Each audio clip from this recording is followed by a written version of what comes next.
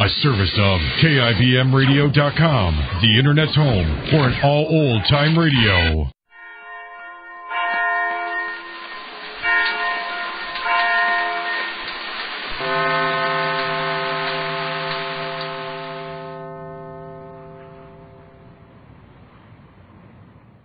Kroger Tender Ray Beef, no other beef so fresh can be so tender, presents Hearts in Harmony, transcribed. Ladies, isn't it a grand and glorious thrill to hear the family praise a special dinner of yours? Of course it is. And you can bet that compliments will come fast and furious every time you serve Kroger quality beef. What a tasty treat. Tender? Yes, ma'am. Delicious? Yes, sirree.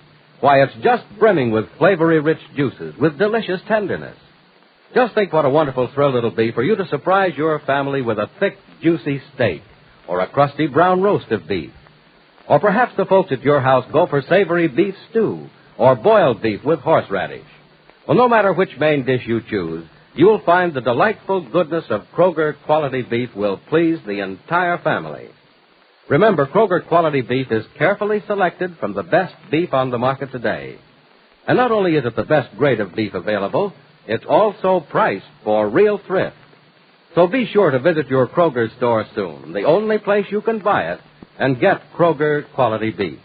It's deliciously tasty and tender, and it's available now at your Kroger store.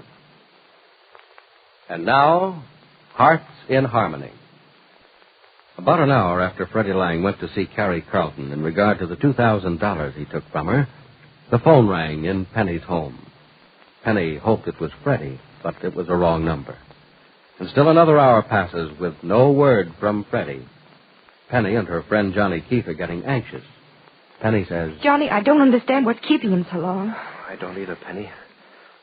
Unless he didn't go to see Mrs. Carlton at all. No, you don't mean... I mean, there was a strange look on Freddie's face when he left here. He seemed to be making plans for something. Johnny, he wouldn't run away. Well, he may have run away already, Penny. It's been over 2 hours since he left here. It's a 10-minute drive to Mrs. Carlton's, and I'm sure she could say what she has to say in a half hour or less. Maybe Freddie didn't go directly to Mrs. Carlton. Maybe, but I doubt it. He either went straight to her house to get it over with or left here with no intention of going. Of course, I'm only guessing, but... Well, I know what I'd do if I were Freddie. You wouldn't run away. I think I'd want to. I guess I'd want to, too, but I wouldn't. I'd realize running away would only make matters worse. You'd realize it, and I might realize it, too, but Freddie has one bad habit. He doesn't think too clearly when he's in a jam. I believe he stops thinking altogether. Well, not exactly, but he doesn't look too far ahead. He acts only for the benefit of the moment. And when Freddie left here, he had no great desire to see Mrs. Carlton. But he'd see her. I'm sure he would. He wouldn't be silly enough to run away. I'm sure he'd see where that would only turn Mrs. Carlton against him more than ever. Oh, I hope you're right, Penny, but I can't understand what's taken him so long. Unless... The police? Uh-huh. She may have turned him over to the police, and they aren't allowing him to call. No, I just can't believe Mrs. Carlton would do that to Freddie. Well, could you believe Freddie took $2,000 of her money? No, I didn't believe it when you first told me about it. Well, you may soon have to believe Mrs. Carlton isn't the sweet old woman you claim, and that Freddie's in jail. Johnny, if he goes to jail for this, it'll be awfully serious. The police here know he's on probation from those charges in New York. He'll go to prison for a long time. Don't I know it?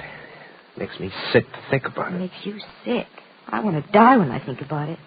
Well, look, Penny, let's not think about it. In fact, let's stop worrying about hearing from Freddie. He'll phone us as soon as he gets a chance, and worrying about it won't make it any sooner. Johnny, I can't get him out of my mind. Oh, yes, you can. Look, are you busy tonight? I don't know. Well, if you aren't, how about going somewhere with me? No, I can't. Oh, come on, for old time's sake and all that. With Freddie in trouble? Well, look, we're not going to think about Freddie. I can't help it. He always means so well, and yet he's always getting into trouble. And you're always worrying when worrying won't do any good. I know it. Well, how about that date tonight? No, Johnny. Why not? And don't use Freddie for an excuse. I don't know why not. I just don't feel like going anywhere or doing anything. All right, then we won't go anywhere and we won't do anything. We'll just sit right here and I'll tell you all about our future. All right, if you... Our future? Mm-hmm. Remember what I said to you the other day? Penny, I'm interested in what you do now because you're part of my future. The most important part. How can you be sure? Oh, I just am. Don't you know it's wrong to be sure about anything? Haven't you found out yet that there's no way of telling what'll happen to you tonight, tomorrow, the next day? To make all your plans for the future seem ridiculous? Oh, sure, I know that, but...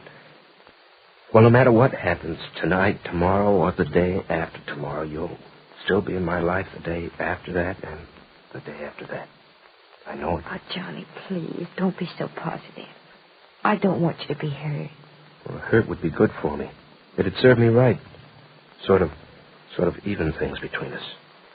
Why, look how I hurt you. That was my fault. Oh, was it? I don't think so. And you don't either, really.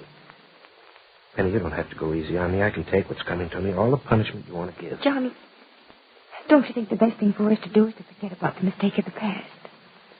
If you really believe it was a mistake. Your hurting me was a mistake, no matter whose fault it was, yours or mine. It wasn't anything either one of us did on purpose.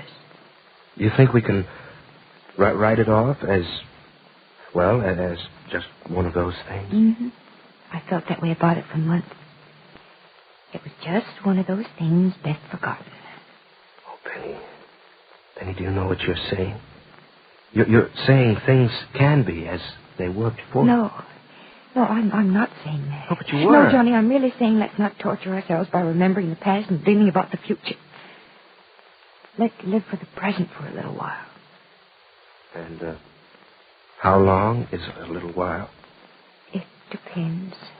Depends on what? A lot of things. You, me, the way things work out around us. And between us? Johnny, we have to think of ourselves as individuals now. Look, there was a time when our lives were almost one and the same. We were almost one. Yeah, that was when I never thought of myself without thinking of you at the same time. It was the same with me then. And it will be again, won't it? That remains to be seen, Johnny. Maybe it'll be that way again.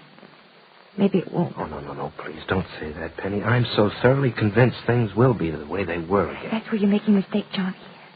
Let's leave things the way they are for the present. A little while? A little while. Oh, if only I knew the length of a little while. Johnny, don't be impatient. There's plenty of time. Is there? I could use your argument to refute that.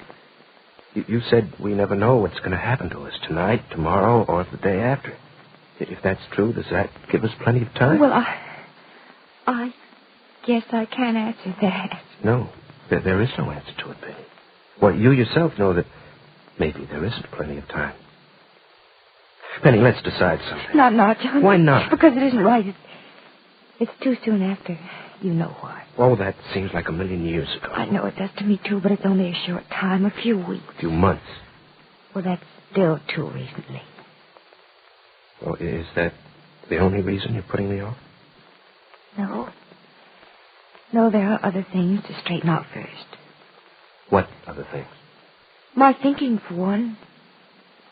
You mean you're going to have to make up your mind about me all over again? I guess so. People change, you know. Even in a few months' time, things happen that change them. Well, who's changed? Have I? Yes, and so have I, Johnny. Maybe we're not meant for each other now. Or maybe we're meant for each other more than ever. Maybe. Do you mean it, Penny? Yes, Johnny, I mean it. That's why I want to wait a little bit. To think it over and make my plans and decisions carefully. I don't want the heartache I had before. Oh, you won't have it, Penny, I promise Don't you. make that promise, Johnny. Maybe something might go wrong again. Oh, no. I Penny. only said maybe, Johnny. Look, I'm just trying to be careful and very sure of myself this time. And sure of you, too. Oh, Penny, you can be sure of me. You know that. Well, then, maybe I want to be sure of myself. Oh. You mean you don't know how you feel about me now? Yes, I know, but I want to give it some thought. Oh, golly, look at the time. There's still no word from Freddie. Oh, must we go back to Freddie? I'm worried about it. Well, so am I, but worrying isn't going to make him call us any sooner, and it isn't going to change what Mrs. Carlton has to say to him. I know it. If he's with her now, I wonder what she's saying to him, and I wonder what he's saying to her. Johnny, I can't stand this waiting much longer.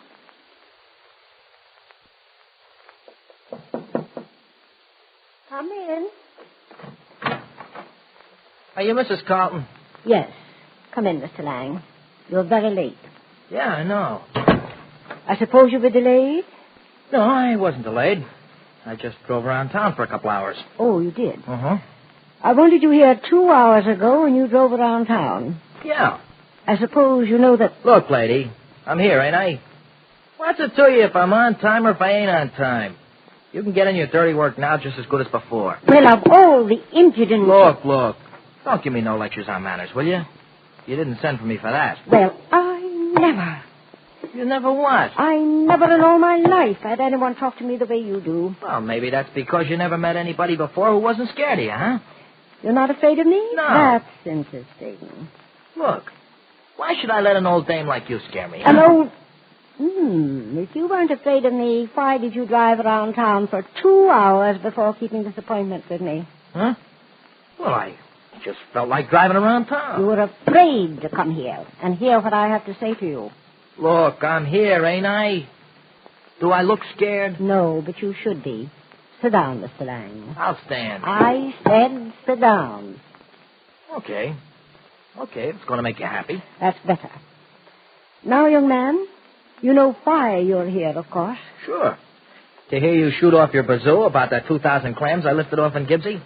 What's that? You know what I meant. You want to slap it to me for that dough that I swiped. Oh, you admit it was stealing, then? I can't figure any way of making you look at it different, so I'll just call it stealing. There are many people who would find it difficult to call it anything else. Yeah, I suppose so. And you're among the many, too. I might be. I came into some rather surprising information about you, young man. Yeah? Yes. A young woman you know, Madeline Dodge, told me some things about you I didn't know before. Then it is the Dodge dame who spilled to you about me having a run-in with the cops in New York, huh? Yes, it was. Well, I might have known it. You realize what a shock it was to me, don't you? No, I don't I? Look, you didn't figure me to be a rover boy, did you? I thought, until Miss Dodge told me differently, that you were a young man who just made a foolish mistake. That's why I didn't care to bring the police into the matter and let you repay me the money out of your earnings. Yeah, well, that was sure great, Mrs. C. But now that you know I'm a two-time loser, you ain't planning to do me no favors at all, are you? Young man, you are obviously a confirmed criminal with a record of several arrests, and I intend to do something about it. What is Mrs. Carlton going to do to Freddie? And are Penny Gibbs and Johnny Keith going to admit their love for each other? Be sure to listen to the next dramatic episode of Hearts in Harmony. Lady, we'd like to have a private word with you. There's something important we want you to know about beef, and it's this. The best beef that's available on today's market is Kroger Quality Beef. Yes, Kroger Quality Beef is deliciously tender and juicy, and it's your own 100% correct answer to what shall I have for dinner. Now is the time to serve the dinner that's sure to please everybody. Now is the time to thrill your folks with a delicious beef dinner. Surprise them by serving boiled beef with a tangy horseradish sauce to enhance the goodness of savory meat. Delight them with roast beef that's crusty brown and juicy red. Or satisfy those vigorous appetites with a magnificently thick steak. Soon as you can, visit your Kroger store and get Kroger Quality Beef. And remember, Kroger Quality Beef is the very best beef you can buy today. Now your local announcer. In just a moment, X-1. But first, one man whose personality belies his name is Quizmaster Groucho Marx. Because Mr. Marx is hardly one of the grouchy kind when it comes to welcoming guests and dispensing good humor on his Wednesday night quiz show, You Bet Your Life. Why don't you tune in and hear for yourself tomorrow? And while you're listening, don't forget that each Wednesday night there's more great entertainment when Jack Bailey and contestants play Truth or Consequences. And all of the staff on Airtime join stars Giselle McKenzie in bringing you top musical listening. Enjoy music and fun tomorrow night on this station. And now stay tuned for X-1 on NBC. Countdown for blast off. X-5, 4, 3, 2, X-1, fire.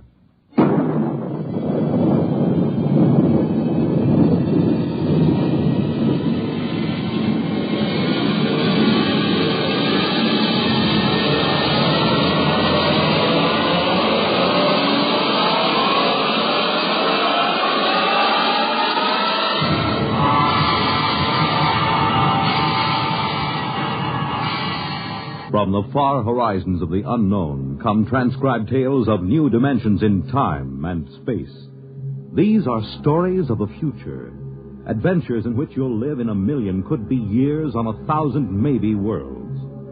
The National Broadcasting Company, in cooperation with Galaxy Science Fiction Magazine, presents X minus 1.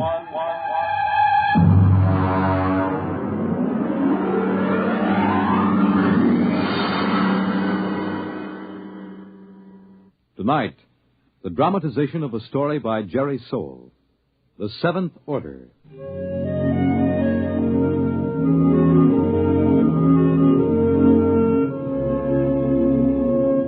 Brentwood, Illinois, would have been just about like any other average community of 10,000 had it not been for Presser College, one of the country's finest small institutions of learning. Its residents were used to the pranks, the hazings, and the practical jokes of the students.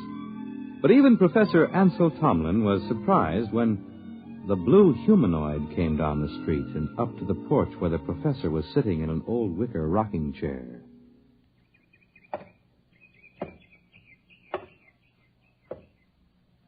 Pardon me. Of course. You are Professor Ansel Tomlin. Yes, and you, I take it, are somebody from one of my psychology classes dressed up as a sort of a robot. No. I am George of Xanthar. Who? I am here to learn all I possibly can learn of the planet Earth and its inhabitants. Less than 10 minutes ago, I landed not far from here in a spaceship, which I subsequently blew up and destroyed. Now, let me explain. I am Tomlin of Brentwood. Less than 10 minutes ago, I was sitting on my porch peacefully marking exam papers. I intend to resume right now. Helen, would you get the phone? It is your wife's sister calling with reference to the explosion of my spaceship. Sure it is. She merely wants to ascertain that your family was not affected. Listen, George, be a good fellow and... Oh, my... Well, don't be alarmed, dear. It's a fraternity initiation or something. Oh, well, it does look like the real thing. Oh, did you know there was an explosion outside of town? An explosion? Yes, blast of undetermined origin is what they said on the radio. Oh? My sister just called. She heard about it in the local station and wanted to make sure we were all right. I see. Well, I have something in the oven. My goodness, that's a wonderful costume. Her sister lives 20 miles away. How did you know she'd call? My mind circuits are telepathic. They pick up all conscious thought to a distance of some 200 miles. It couldn't be you arranged the whole thing, that it wasn't really her sister. How did you get here? Who or what are you? I am a machine. The finest, most complicated machine ever made. I have a rather unique history, too. Who made you? Ages ago, on Xanthar, there was a race of humans. They made the first robots. Rather crude affairs. We class them as first-order robots. They are still used for menial tasks to some extent. And what order are you? The highest, naturally. A seventh-order robot. Or rather, a humanoid. We are the first in which there is not an automatic, no harm to humans cutoff. I begin to see. You will become aware of the fact that I am superior to you and to the rest of your race. I need no oxygen. I am never ill. I need no sleep. Every experience is indelibly recorded on circuits and is instantly available. Tell me, George, do you have feelings? I have an electronically controlled endocrine balance. It's very interesting. And what is your mission here on Earth? For the moment, I am here to study. I will live with you until it is complete. You will what? I will live with you. I will be with you all of your waking hours. While you sleep, I will go through your library. I need nothing. I want nothing. Just a moment. What about my privacy? When you desire privacy, I will study someone else. Your wife, perhaps. The female should be interested. George, old man, I'm terribly sorry, but you'll have to wire back to your masters to make other arrangements. That will be quite impossible. Really? You see, I have no master. Well, what about those humans back in Xanthar, the ones who invented you seventh-order humanoid? Oh, they are all quite dead. We destroyed them. Destroyed? You look alarmed. It was, after all, they or us. You see, our endocrine system permits us pride in ourselves. Naturally, being proud of ourselves, we objected to being ordered about in an incompetent way. So, you killed them? Exactly. Now, shall we go inside and inform your wife of my visit? Suppose I refuse. Professor, Do you see that small dog playing on the lawn across the street? Yes. I will lift my arm and point at it. Observe. It vaporized. Exactly. Now then, shall we go in? Yes. We'll go in.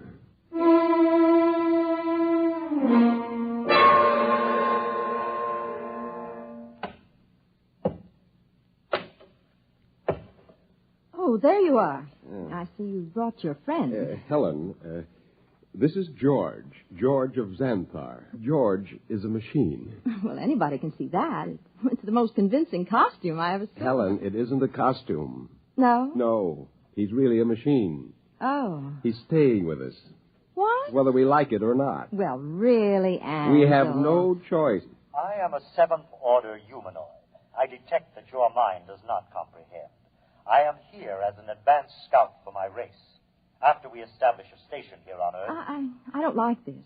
Now, would you be kind enough to leave my house, young man? You are very slow to comprehend. I comprehend that I have a lot to do, and I'd appreciate it if you leave. Otherwise, I'm going to call the police. You may call anyone you choose, Mrs. Thomas. I'll have you arrested. I assure you I can detect your intention long before you have time to do me any harm. Well, we'll just see about this. Hello? Get me the police. Helen, it's useless. I can follow the call through the phone wire. Captain Townsend will answer. Captain Townsend. Captain, I want to report a robot. A what? A thing. It won't leave my house. Who is this? I'm Mrs. Tomlin, Professor Ansel Tomlin's wife, 44 Crescent Road. I'll send a car over. Now we'll see.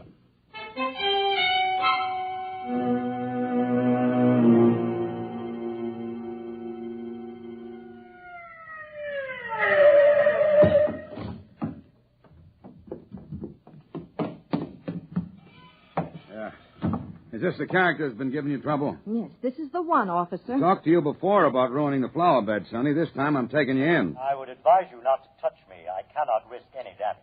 I'll see about that. Come on outside. I prefer to remain here until I complete my mission. You do, huh? You know what this is?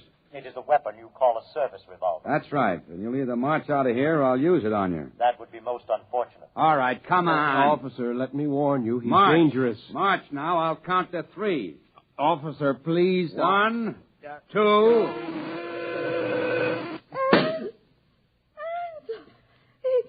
no.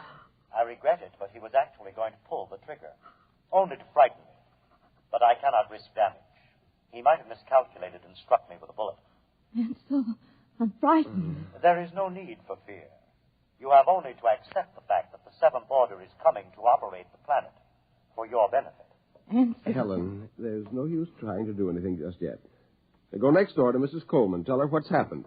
I'll talk to George. Oh, but I don't... Please, Helen? Well, all right. Do you really think that you, a single robot, can conquer the Earth and make its people do your bidding? I can. Suppose it were demonstrated to you that you could not, that you could be destroyed. If that were so, I would naturally report that this planet is unfit for development by the Seventh Order. Well, you know they'll have you taken into custody for killing the officer. I cannot permit it. There will be needless slaughter. Unless you can convince your people it is useless to attack me. Will you let me try? I have no desire to prevent you. Go ahead. I detect that you are going to call the newspapers and the local television station and hold a press conference. Yes.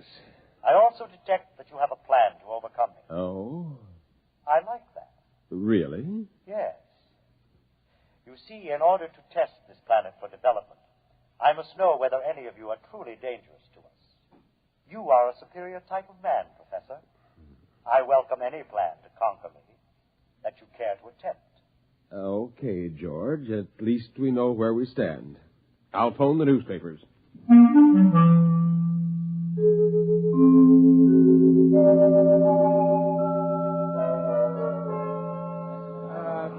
Quiet! Quiet, please! Quiet! Ladies and gentlemen, this is Henry Bennett, broadcasting from a sound truck parked in front of the home of Professor Ansel Tomlin in Brentwood, Illinois. At the moment, Professor Tomlin is seated on his front porch. Next to him is a strange-looking blue robot-type creature, also seated on a chair. At the moment, we don't know if this is a hoax or not, but Professor Tomlin, a highly respected man here at the university, has called a press conference to introduce what is supposedly a creature from another planet. Professor Tomlin is about to speak, and we'll try to catch his words. Quietly. Gentlemen, I wish to present to you George of Xanthar. Yes, now, just a moment. George is a machine. Probably the most dangerous machine ever invented. He is telepathic as well. He can read your thoughts like a book. He knows exactly what each of you is thinking at this very instant. Professor. Yes? Do you expect us to swallow this nonsense? Not without proof, gentlemen. Can George do his stuff for us? Let him tell me what I'm thinking right now. You are thinking about a blonde young woman named Laura, with whom you will attend a show tonight. Come on. Well, he happens to be right, but we've seen mind readers before. Let him do something else. Now, I did not call you gentlemen here for a demonstration of magic. I called you here in the hopes that a good deal of needless bloodshed might be avoided. Less than half an hour ago, I watched this creature completely vaporize a policeman who was trying to arrest him. I expect that the authorities will be here any minute. I hope I can convince you and them that it is futile. Well, I certainly do. Nothing like this about a guy. Either you're nuts or you think we are. I don't believe this machine killed a cop. If a cop was killed, a human did it, trying to blame it on the machine. Now, gentlemen, I don't know how I can prove it. Perhaps if George will demonstrate his ability to vaporize... Observe the oak tree in the front yard. Now.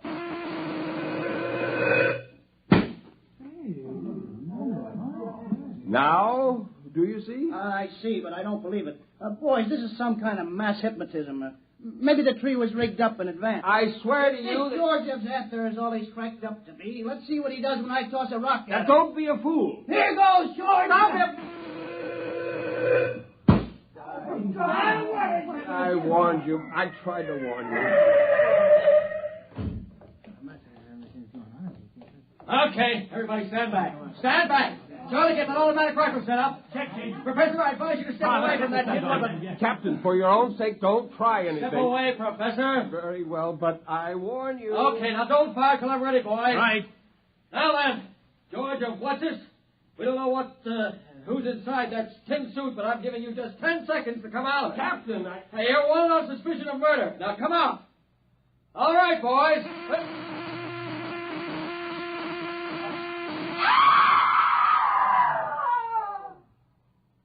Ladies and gentlemen, I'm afraid we'll have to terminate our broadcast.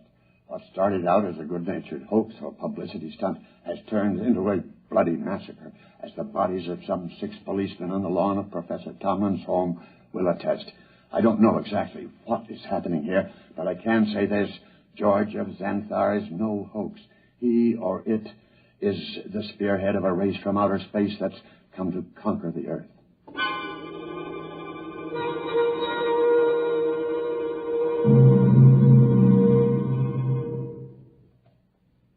Have they all gone, Helen?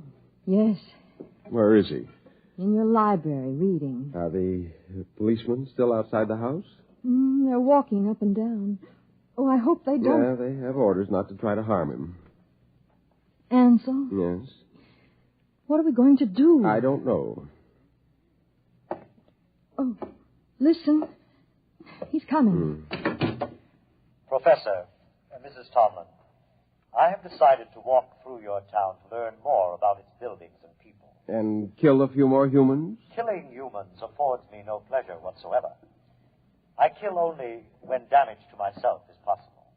I hope that no one will attempt to harm me. George, let me warn you now that this affair has gone beyond the confines of this town. I am well aware of that, Professor. I am aware of a phone call being made this instant by your mayor to the commander of the Illinois State Guard. If you're smart, you'll return to your ship and your planet. My ship is destroyed. I could instruct you to build a new one, of course. But as I have no intention of leaving... Then you will be destroyed. No. I will destroy first. Have you no conscience? A conscience is a fifth-order failing. Needless baggage. Good evening.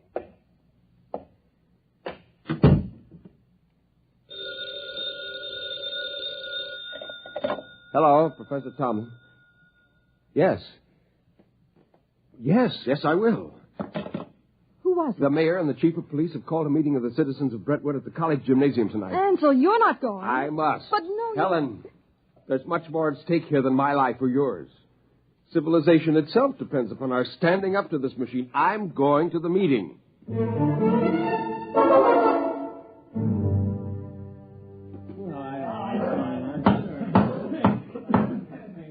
Gentlemen, as mayor of Brentwood, I call this meeting to order.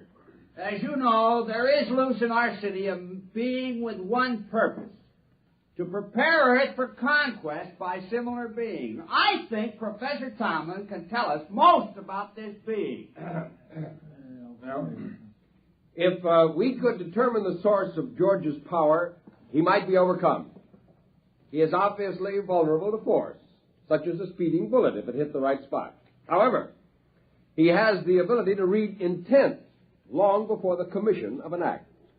He is probably listening to me now, even though he may be far away. I think possible. Now, Mr. Mayor, why not track him down and all attack at once? Some of us would probably die, but he couldn't strike us all dead at once. Gentlemen, this humanoid is able to keep track of several hundred things simultaneously. As a matter of fact... Gentlemen.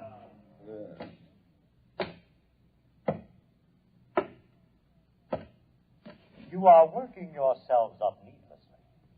You simply do not appreciate what it would mean to dedicate yourselves to the fulfillment of the seventh order destiny. Your lives will be made most pleasant and happy by us. Yeah, why did you kill 6 cops? If they're so powerful, bring them back to life. How do you want to be buried, Roman? Yeah, let's get them, man.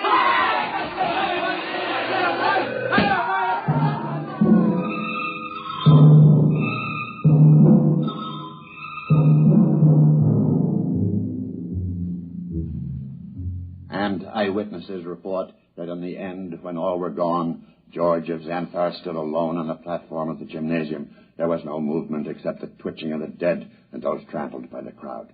Among the survivors was Professor Ansel Tomlin, who originally... Well, that's that. What next? I don't know, Helen. I don't know. Oh, well, what's that? Sounds like an air raid alert. That's peculiar. They didn't announce it. Turn on the radio. Hurry. We interrupt to bring you a special message. All residents of Brentwood are advised to go to their basements or convenient bomb shelters. The governor has announced that units of the National Guard have managed to corner the robot, George of Xanthar, in the town square. Oh. Tanks and mortars will be used in an attempt to destroy the creature.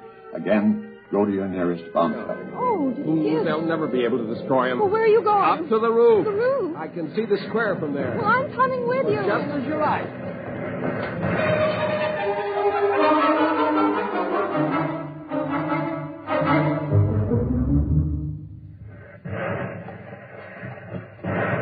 What's happening? He's vaporizing every tank and gun they bring up. Oh, Ansel, let's get away from here.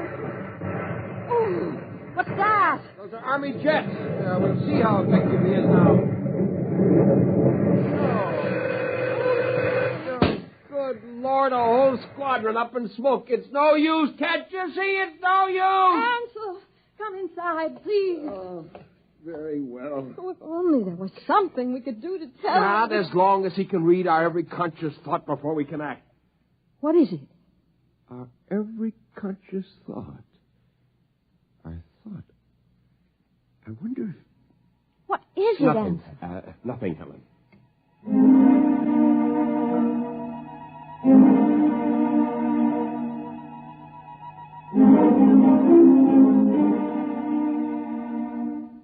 And the Army reports that the countryside around Brentwood is deathly still.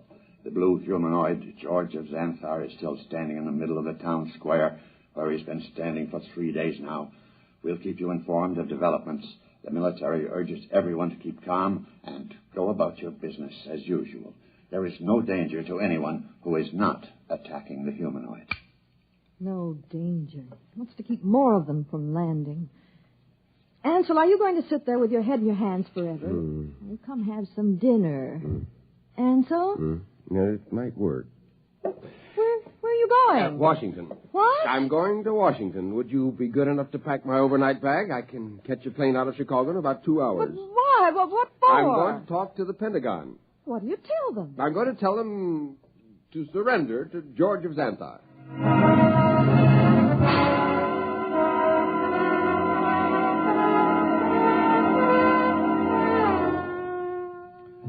Our microphones are here at the edge of the town square in Brentwood, Illinois today, ladies and gentlemen, to witness the most unusual spectacle of modern history.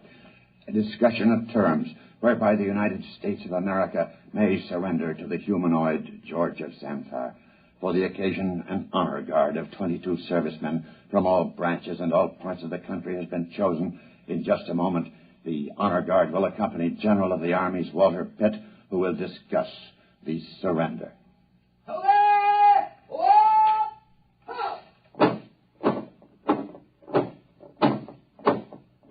The honor guard is advancing to the edge of the square. The robot is standing there now, carefully eyeing the soldiers. Every ounce of his concentration seems to be going into it. Actually, we're told his telepathic circuits are probing their minds for some hint of danger.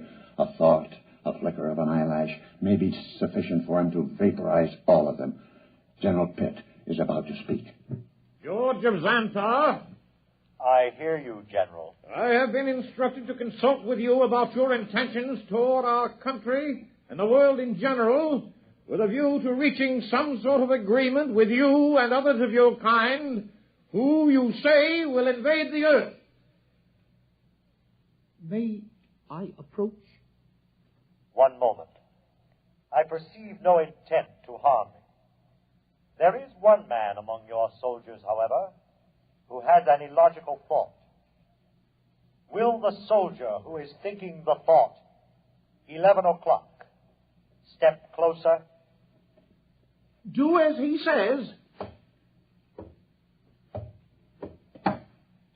Does 11 o'clock mean anything to you, soldier? No, sir. It's running through my mind, but it don't mean a thing to me. My examination of your thoughts tells me you speak the truth. Very well. We will proceed with the talk. Ladies and gentlemen, it's a tense moment. The general and the humanoid are discussing terms. The soldier who was questioned about the thought, 11 o'clock, has stepped back into the ranks and is holding his rifle at attention like the others. I perceive it's now 10:59 a.m. If there is any significance to the thought about which the soldier was questioned, we'll know in 1 minute. We of Xanthar, gentlemen, would not want to improve a planet which could not be educated and would continually oppose our program. Therefore, I am glad to see your willingness to discuss. After my message goes out, there will be a landing party on Earth within a few days. While waiting for the party, however, there are certain preparations. Just list them for us. Your government will naturally have to turn over complete authority to us. Afterward, we will utilize your press and radio to disseminate our instructions to your people. Simultaneously, in other nations, the same procedure will be carried out by our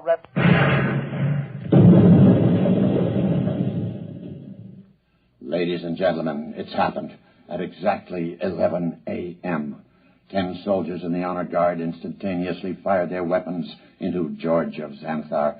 Apparently explosive bullets have blown him to smithereens. The remains are lying scattered all over the square. People are pouring in, kissing each other, shouting.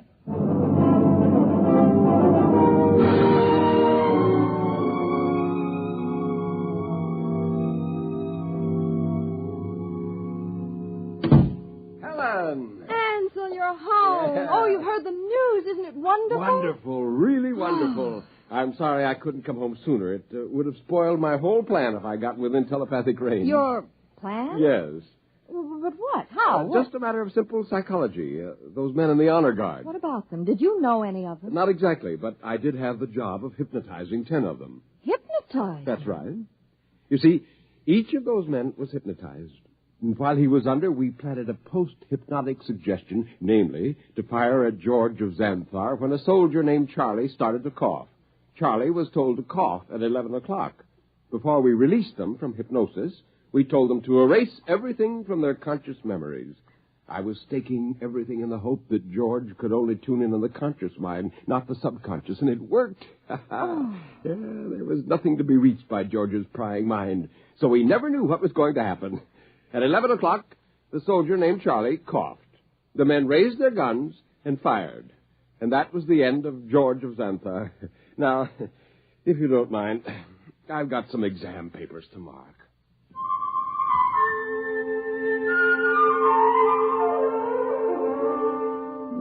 On a planet many millions of miles away, a red light, one of many on a giant control board, suddenly winked out. A blue humanoid made an entry in a large book, System 29578. Planet 3 inhabited. Too dangerous for any kind of development.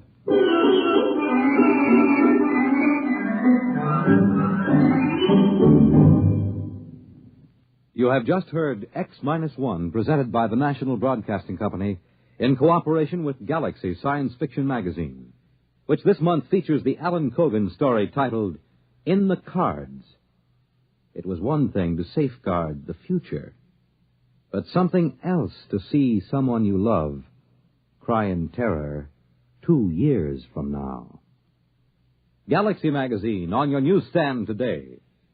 Tonight, by transcription, X-1 has brought you The Seventh Order, a story from the pages of Galaxy written by Jerry Soule and adapted for radio by George Lefferts.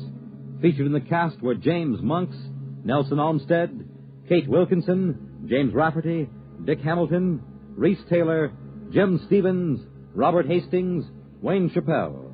The commentator was W.W. Chaplin. Your announcer, Fred Collins. X-1 was directed by Daniel Sutter and is an NBC Radio Network production.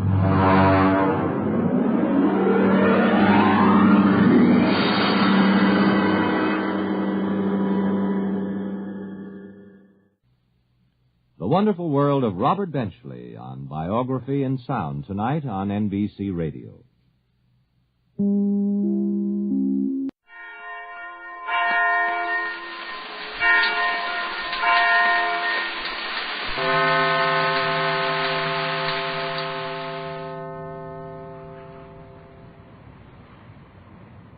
In just a moment, X-1.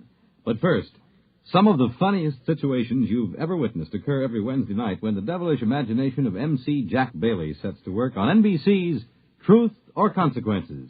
You won't believe it until you hear it, so listen in tomorrow. Then another laugh session is in store later on with the wise and witty Groucho Marx as he and contestants play You Bet Your Life. While for the melodic note in your Wednesday evening schedule, it's music and fun on Airtime with Giselle McKenzie. And now, stay tuned for X-1 on NBC. Countdown for blast off. X-5, 4, 3, 2, X-1, fire.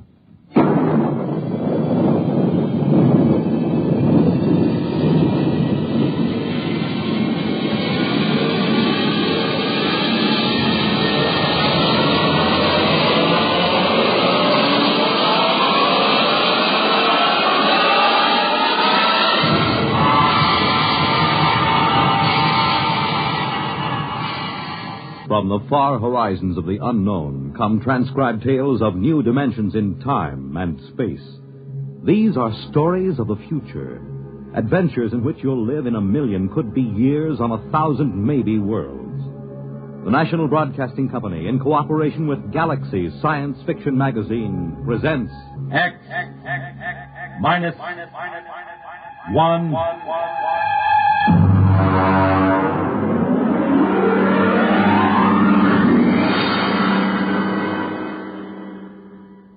Tonight, Hallucination Orbit by J.T. McIntosh.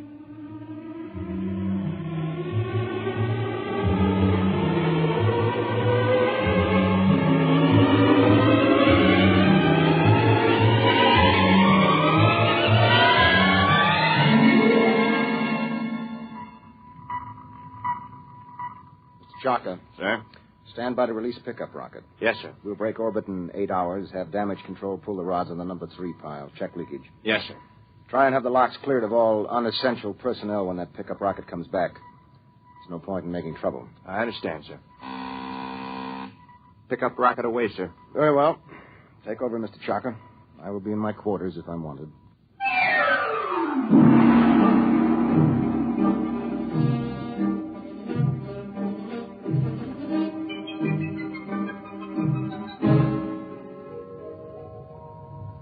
Well, now then, Mr. Danbury, make yourself comfortable. Why, thank you, Captain. You care for a drink? Scotch in that bulb, bourbon in the other. No, thank you. I can't get quite used to squirting liquor from a rubber bulb as if I were oiling a bearing. Well, you'd have a devil of a time pouring from a bottle in free fall. Well, how are you enjoying your trip? Very interesting. It's very nice of you to give me a lift. You know, it would have been 8 months before another ship came along. A whole lot more than that with the main Pluto beam station out. Probably 8 years. Really? That long? I thought the whole run to Pluto was under 18 months. Yes, it is when the beam is running. See, Mr. Danbury, we left Earth 27 days after the beam broadcast from Pluto station broke. We've been spaceborne close to 6 years. I suppose that's why you're on orbit around this planet, picking up supplies or something, eh? Oh. This is a standard pickup for the space beam service. We sent a rocket down to take off a man who's been the only inhabitant of this planet for a little over 2 years. Well, I expect he'll be glad to see you. Well, there's no telling. I know I would. After 2 years of duty, Mr. Danbury, you might not know anything. Oh, psychiatric troubles? Solitosis. It's from the Latin, solace, alone. Is that much of a problem? Only in space. Here, look.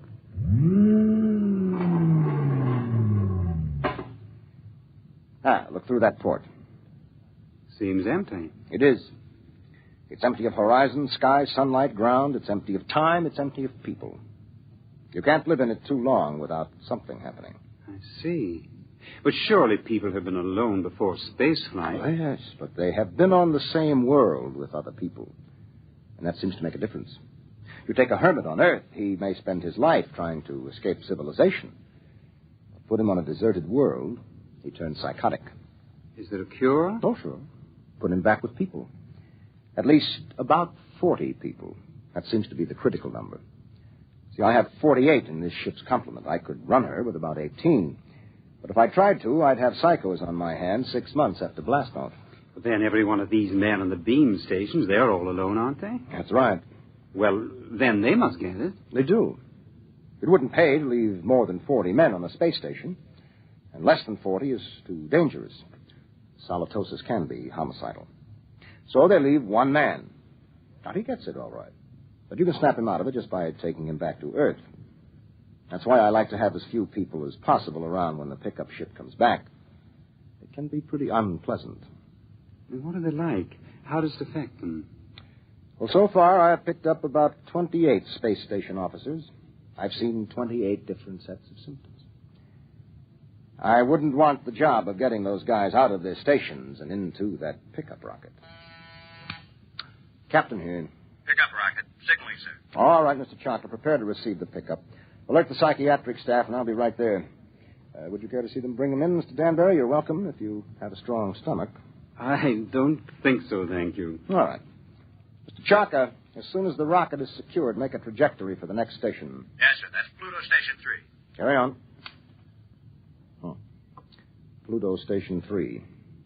That will be a honey of a job. He has been on that lump of rock all by himself for close to 6.5 years.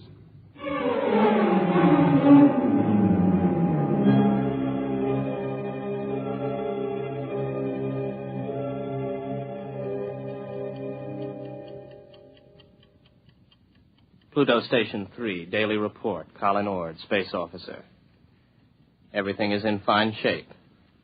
Through my port, I can see Mars, Earth, Saturn, Mercury, That little devil, he's hiding behind the sun. He's been quite furtive lately. Why I'm required to record this report every day escapes me, because it's quite obvious to any empty-headed brass hat at the central office that not a word of this has been worth the tape it's been recorded on for the last 5.5 years. But if it amuses you gentlemen to hear me wander, after all, you are paying for the tape. Which gives me a fine thought. I'm going to set the pickups through the whole station and leave the tape running. That'll give you a daily report all day, so keep on listening. Right now, I have the distinct impression that Earth is winking at me. A rather suggestive, lewd wink. It helps to see the planets, doesn't it? Oh, I thought you were reading. I was. You know, if you hadn't been able to see the planets, you would have been a straitjacket case long ago. Well, who knows I'm not one now? You don't, anyway. Well, I think that so long as you talk sanely about madness, you can't be so far gone. It's out there somewhere, isn't it? The rescue ship. Somewhere. How long now, Colin? Where could they be now if they started whenever the beam failed? I haven't worked it out since the last time you asked, but they could be very close. Well, if the beam hadn't failed, they would have been here long ago, wouldn't they? Oh, sure. 11 months with the beam, over 6 years without it. Well, anyway, that triple times 6 years' pay adds up to quite a pile. You'll be set up for life when you get back to Earth, won't you? And at 29. I'll be rotten with money. Oh, well. It's been nice knowing you.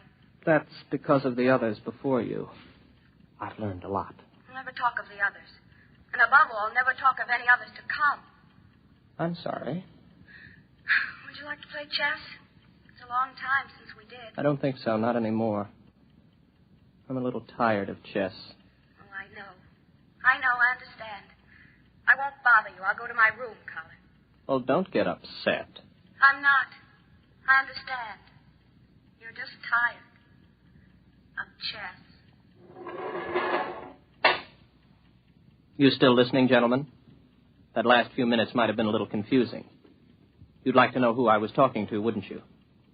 I'm afraid you can't hear her on the tape. That's Una. And I'll tell you what she looks like. You might find it interesting. She's beautiful, but rather cool. She always wears a white shirt and sharp, creased green slacks. She's got a good figure, but in a calm sort of way. She plays a good game of chess, although I beat her 2 out of 3 times. Of course, you know why you can't hear her on the tape.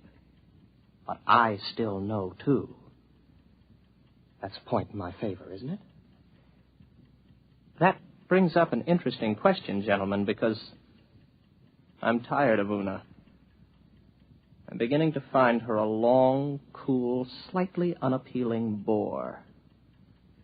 My problem is how to get rid of her. I can't just tell her to vanish. She's a little too real for that. I dreamed up a ship to bring her. I'll have to find another to take her away. Well, I might as well get to it. Oh, no. No, I'm not going to bother about the ship. It's too much mental effort. I'd have to think up everything I saw, and frankly, gentlemen, I'm too tired. Maybe she'll take the hint. A lot of them did. Susie did. And Alice. Oh. I remember Margie. There was a girl. A load of bricks had to fall on her head.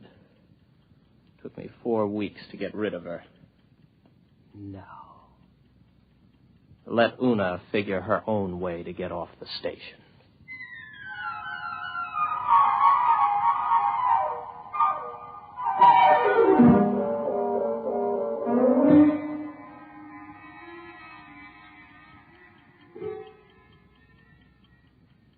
Well, she's gone. I thought she might. The ship's gone, too.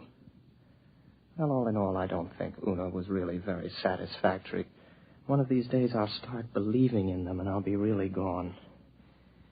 Well, if I activate the main screens now, I'll see a ship coming in to land pretty soon. Every once in a while I have a thought that when the ship really comes, I'll think it's make-believe. Yes, there it is. A small ship curving in for a landing. I suppose I could check on the detectors. I know they register anybody within 100,000 miles, but I don't bother checking them anymore because someday the moment will come when I check the detectors. And I'll see just what I want to see. Well, the ship's coming in for a landing now. I'll go out to meet it. I'm rather interested to find out what the explanation will be for the girl. Naturally, it will be a girl.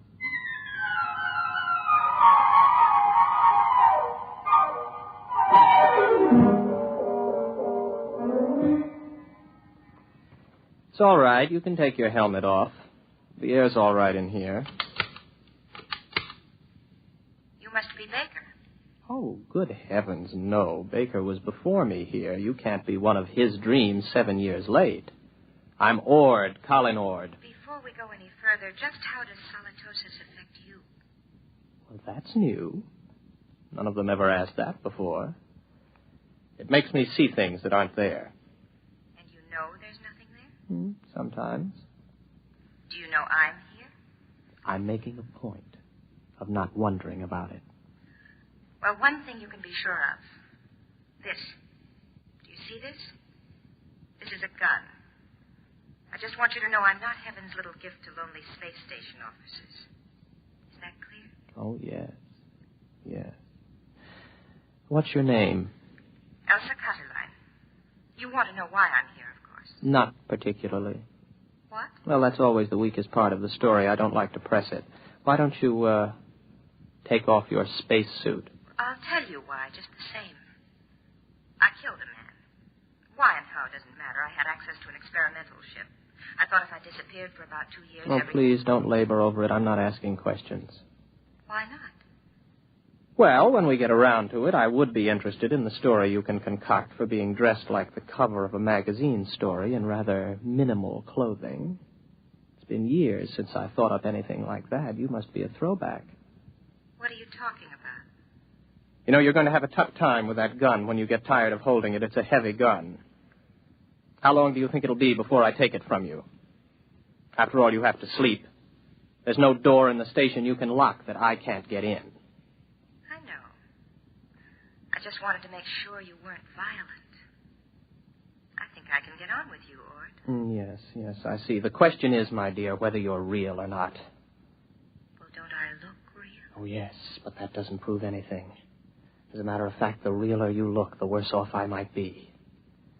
But then there still is the remote possibility that you might actually have killed someone and decided to hide out on a space station. Shall I tell you something else, Elsa? What? I'm suddenly tired of the whole business. Breathes there a man with soul so dead, I'm sure you know the rest of it. I would suddenly like to have enough people around me so that I could be sane.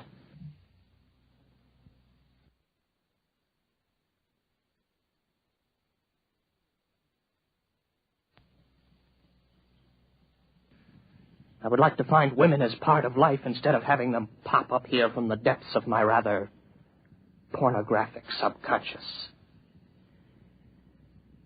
But you've shaken me, Elsa. 24 hours ago, I was congratulating myself that halitosis hadn't really gotten me. But now I don't know. Just don't try anything funny, or you'll find out whether I'm real. The hard way. Any way is the hard way. First, I'll go out and have a look at your ship.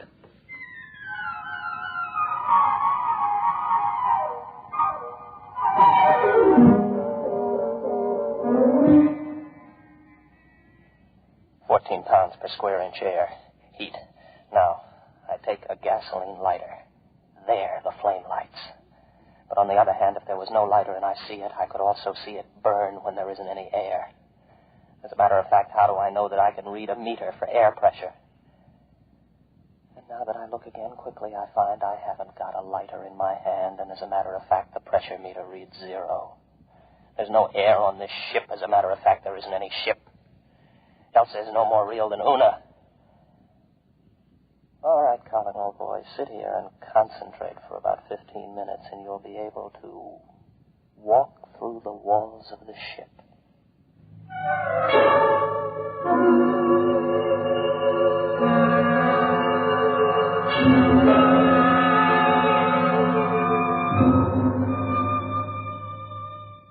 Well, what did you find out there?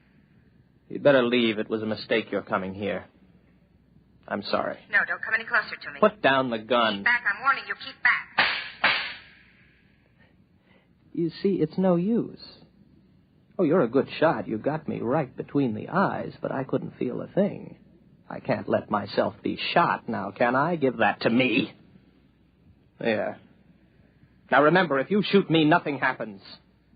But if I shoot you, you die. Do you know that? Yes, I know that. I'll give you about 20 minutes to get that overstuffed figure back into that spacesuit and get off my planet. Frankly, I'm getting tired of hallucinations. Tired. Give me back my gun. No. I'll keep that. After a while, I'll put it in a drawer. It'll stay there until I forget it. Then there won't be any gun anymore. From now on, my overblown figment, there will be no more Elsas or Susies or Margies. I am not going to give in to solitosis. Maybe I'll bring Una back. At least she could play chess.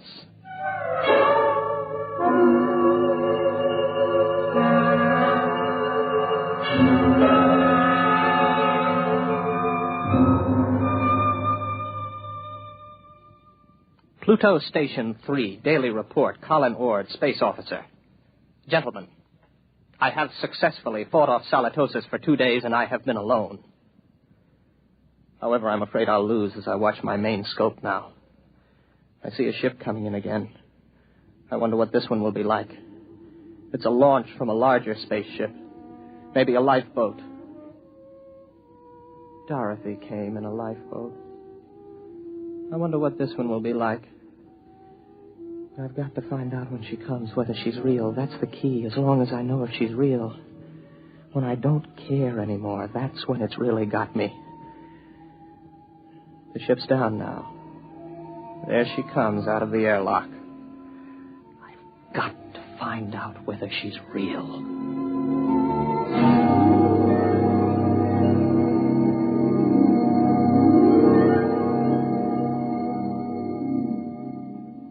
Colin Ord. That's right. I'm Dr. Lynn of 4 Star Lines. Marilyn Lynn. Oh, well, very pretty. Are you going to tell me your story now, or do I have to wait? I'm not going to tell you anything till I've found out a little more about you. Well, you're an improvement on the last one. At least you're young and beautiful, and you're not fantastic, and you look intelligent. What do you mean? Don't worry about me. I see things that aren't there. Particularly people. Oh, so you don't believe I'm here? Would you? If you were me? Do you know I'm not here? No, that comes with time. At least it always has so far. You mean you've always proved to yourself that your visitors were mere fantasy? With a struggle. Interesting. Controlled solitosis. I never heard of it before. It's a pleasure to meet you, Mr. Ord. No, that doesn't make you real. They all say that. Why should I want to make you accept me as real? I don't know. But they all do. When will you know? Oh, I can't say. Maybe in 5 minutes. Maybe not for hours. How do you do it? You don't shoot me to see if I die or anything like that, do you? No, nothing like that. If I shoot you, you do die, like the witches in history. They'd die if they were, and they'd die if they weren't. Your mind has remained agile enough. Naturally. I never heard of solitosis inhibiting intelligence. Would you like some coffee? Is that part of the test? Whether more coffee is actually drunk than you drink yourself? No, that doesn't help. It would be very easy for me to make half what I thought I made, to fill a cup with nothing and pass it back. You look afraid. Why should I be? What am I doing? Am I doing something I don't know I'm doing? No. Would you like me to wash the cups for you when we're done? That won't prove anything. Next time they were used, I could just imagine they were washed, couldn't I? Where are you going? To find out if you're real. My ship. Go ahead. Good luck.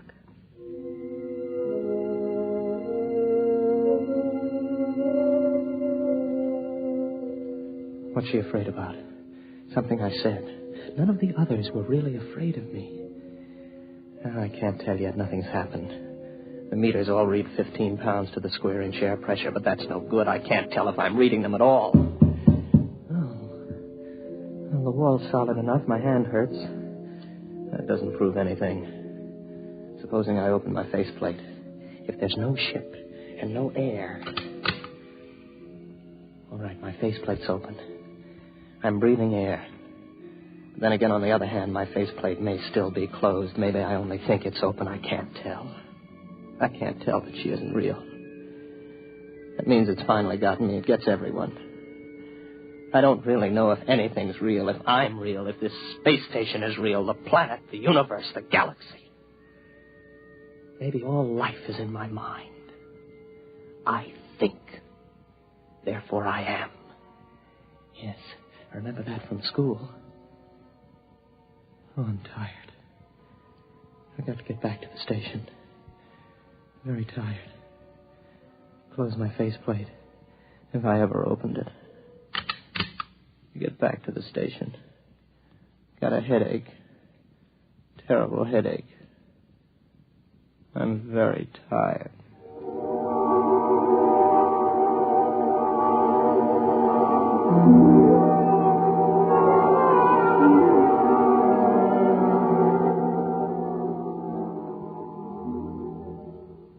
Are you all right now? Here, drink this. What happened? You came in the station lock and passed out. How long have I been out? About 24 hours. You're a very sick man, Mr. Rod. Reality. Very important thing, isn't it? It's the most important thing there is to learn. Merely to you. Solitosis naturally affects what matters most to the individual, but we needn't talk about that. But I know now. You're not real. You can't be, even though I feel you are. How did you decide that? I couldn't prove you weren't, not on your ship. I'm too far gone to figure out any test that'll work. But if you are real, then how did you avoid solitosis? The only way there is. There are 48 men and women in the relief ship that's in orbit around your planet right now. I came down in the pickup rocket. We have well above the critical number of people. I keep rational by knowing they're up there in the orbit, and as soon as I'm ready, I'll take you back up there. Well, I suppose I can wait. I don't really care if you're real or not anymore. I know. It'll take a long while before you care. You sound sad. What's the matter? It's the way you look at me. What do you mean? What do you see when you look at me? Well, you're strong. Sort of quietly beautiful. About my age. You're wearing a tunic and slacks. And you don't have a wedding ring. I noticed that. That's what I thought you saw. I'm real, but not your picture of me. I'm a doctor, Mr. Ord. All first contacts with station officers are made by trained psychiatrists. I'm a doctor. And I was a girl once. But that was 40 years ago. I'm 66. You can't be. Oh, yes. It was very nice to be a girl again. I could see myself in your eyes, and I almost felt young again. As I grow old in the next few weeks, Mr. Ord, you will be recovering.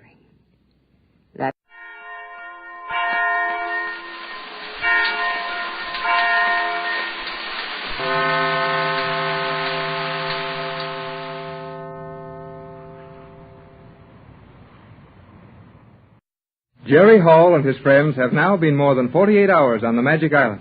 And in these weird and terrifying surroundings, it seems much longer than that. However, they have found Mrs. Gregory's long-lost daughter, Joan. And though they are all prisoners of the mad scientist G-47, and the Gregory yacht is tied fast to one of the piers on the island of Euclidia, there is a spirit of hope on board. as Joan and her mother talk in Mrs. Gregory's cabin, while Jerry and Captain Tex Bradford are busy in another. You should be in bed, Joan, dear. It's nearly 1 o'clock in the morning, and you must be tired after all this excitement. No, Mother, I am not tired, even though Jerry said my eyes looked like 2 fried blankets. Not exactly that. Jerry said your eyes looked like 2 fried holes in a blanket. But that is even more impossible. It would be possible to fry a blanket, I think, if there were any reason for it. But to fry a hole, that is out of the question entirely. You must learn to take all Jerry says with a grain of salt. Take it with a grain of salt? There now. I've done almost as badly as Jerry. You'll learn our strange way of speaking someday, my dear. We have a number of expressions that, while probably not correct English, make our meaning known and are in common usage. I like everything you and your friends say and do, Mother. Captain Bradford is a fine man, and I like that foolish boy Jerry also. I would not like to see anything happen to him, but if he does not use more respect in speaking to G47, I dread to think what the result will be. Jerry is young and hot-tempered, but he's really a very intelligent young man. And with Tex to steady him, I think Jerry is no more likely to get into trouble than the rest of us. I am worried about that little bird Jerry sent off, the homing pigeon. Something will happen to it. Mother, it is not easy to send a message from this island. You're too afraid of G47 and his group of scientists, Joan. After all, they're only human, and all humans make mistakes. I think the pigeon has a very good chance to get that message through to Johnson. Even if the message does get through, what then? Hi, Joan. Mrs. Gregory. Captain Bradford will be along in a minute. I'm glad to see you in your own clothes again, Jerry. Yes, I think it was dangerous to have made that coat for you out of the opaque cloth.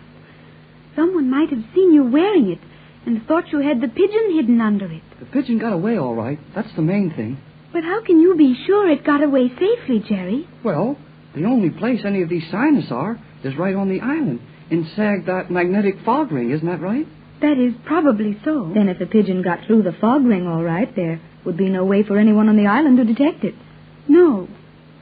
Are you sure there was nothing metallic on the pigeon? Oh, no danger there. But I feel that Jerry must have been seen as he turned the pigeon loose. It doesn't seem right that he could walk boldly to the stern of the yacht, take a homing pigeon out of his coat, release it, stand there and watch it disappear through the fog without being observed by someone on the island. It's too dark out there for anyone to see anything. But how about the glasses with which they see through the yellow darkness? It may have been dark to you and light as day to those scientists on the island. Jerry, is the yellow darkness being used tonight? Nope, just plain old black dark out there. So dark you can't even see the sky. Then G47 and his assistants can see no better than the rest of us. They have nothing with which to increase their clarity of vision through natural darkness. It is only regarding the convenient dissipation of such artificial obscurity as has been created for their express purposes that they have attained any marked degree of efficacy. Swell. But what does it mean? Cut it up in little pieces so I can play too, will you? Cut it up? Now, Jerry, stop teasing Joan. You know perfectly well what she means. Well, what if I do? She just thinks she's smart. Show off all those big words. Is it that you do not understand the big words, Jerry? Oh, I understand the big words, all right, but... Well, you're too stuck up. Now, Jerry, Joan doesn't understand that, and I'm sure she didn't mean to be stuck up, as you put it. Stuck up?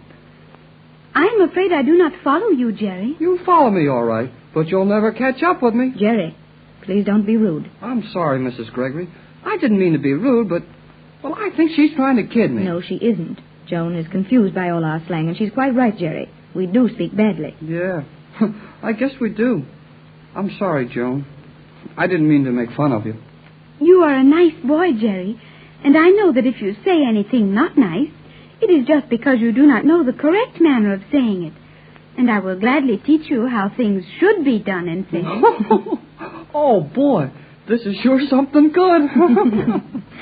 Well, this seems to be a happy party. I'm glad you're here, Tex. These two are almost beyond me. Captain Bradford. Yes, Joan? Did you see or hear anyone near the yacht? Not a soul. Then there may be a bare possibility. A bare possibility of what? Joan is worried, Tex, about the pigeon. Oh, I'm sorry. That's all right, Mrs. Gregory. Safe enough to talk now, with all this cloth all over the cabin. All over the yacht, in fact. We can talk in safety, and all's well. I do not feel sure all is well. How long has the pigeon been gone? It's just half an hour since I turned it loose. It should be 15 or 20 miles from here by now. Yes, there's a little wind from the south, right on his tail. He should be making 40 miles an hour. But will the poor little bird get lost flying at night? Oh, those little fellows are smart, all right. I got about all those books on homing pigeons read. Have you got any more, Mrs. Gregory? We've got lots more books on pigeons back home in Los Angeles. You can read them when we get home, kid. Captain Bradford, why is it you call Jerry the kid? I thought a kid was a young goat. Now you're getting what I got, Tex. You're right, Joan. I shouldn't use that expression. But if we're around you long enough, you'll have our English all straightened out for us. And, Joan, there is one thing I must tell you. It's very rude for younger people to correct older ones. Even if the older ones are wrong? Give it up, Pat. We've got a lot to learn about each other, Joan, and it takes time. Now about the pigeon. Sure it got away, Jerry? Oh, sure. It fluttered around a minute, acted kind of mixed up, then it got straightened out and took off through the fog due north. That is, if this pier runs north and south. It does. This is Pier 5, and directly across the island is Pier 11. The two piers are exactly north and south. Will the pigeon fly to the boat your Johnson is on, or will he fly to Los Angeles? Oh, he couldn't reach Los Angeles if he tried to. But he won't try. I think that is wonderful. Do you train them to do that, or do they do it naturally? They're very carefully trained, Joan. Anyone can train them who has a little patience and will take a few minutes a day with them. We have many pairs of them in Los Angeles, each pair trained to go to a different place or type of place. You start them out just a little way at a time, don't you? The pair we carry on this yacht, the one Jerry just released and the other still in the coat, were trained to go to the boat Johnson is now using. And they will go to that boat no matter where it is, though it seems easier for them if they make their long flights in the same general direction as their training flights. Tell me about training them, will you please, Mother? We started them when they were so young they really just flapped their wings and walked. It was hardly flying. The two boats were anchored side by side in the harbor, and we put a runway between them so the young birds wouldn't fall into the water and become frightened. I read all about how to do that. You put their food and water at the other end of the board, inside a little coat, and taught them to go over after it. Isn't that it? Yes, Jerry. And each day we increased the distance they had to go and kept raising their coat up the mast until they could fly into it easily and naturally. That is wonderful, Mother. I think more wonderful than any of the scientific discoveries on this island. The more we learn about science, any of the sciences, the more we learn how wonderful nature is. Did you ever stop to think that no matter how much we may learn about the universe and the things that make it up, we're only learning the things nature has known all along? Gee, I never thought of it that way. But you're right. Here these little homing pigeons take off from a strange place in the dark and fly straight for a boat hundreds of miles away. How long will we have to wait? That'll depend on how far Johnson is from us when the pigeon meets his boat, and also on whether we will be allowed to receive a radio message when Johnson sends us one. Well, suppose Johnson tries to send one of his pigeons to us. I mean, before ours gets to him. That might be dangerous, Tex. I think not. The chances are G47 will discover this bird is missing at daylight, if he hasn't discovered it already. And by that time, the damage is done anyhow. But Johnson would not know about the magnetic fog and all these things on Euclidia. Might he not use some metal to fasten the message to the pigeon? He might, though we got some word of the magnetic fog to him in our first radio message. And Johnson is clever. That fog wouldn't hurt the pigeon, would it? No, but the metal on it would set off the alarm, and the pigeon would be held to the fog until rescued. The danger of that is, as soon as the magnetism was released, the pigeon would be frightened and confused and either fall into the water or get lost trying to get back to Johnson. Yes, and if Johnson's boat is too far away, these young birds might not make the return trip.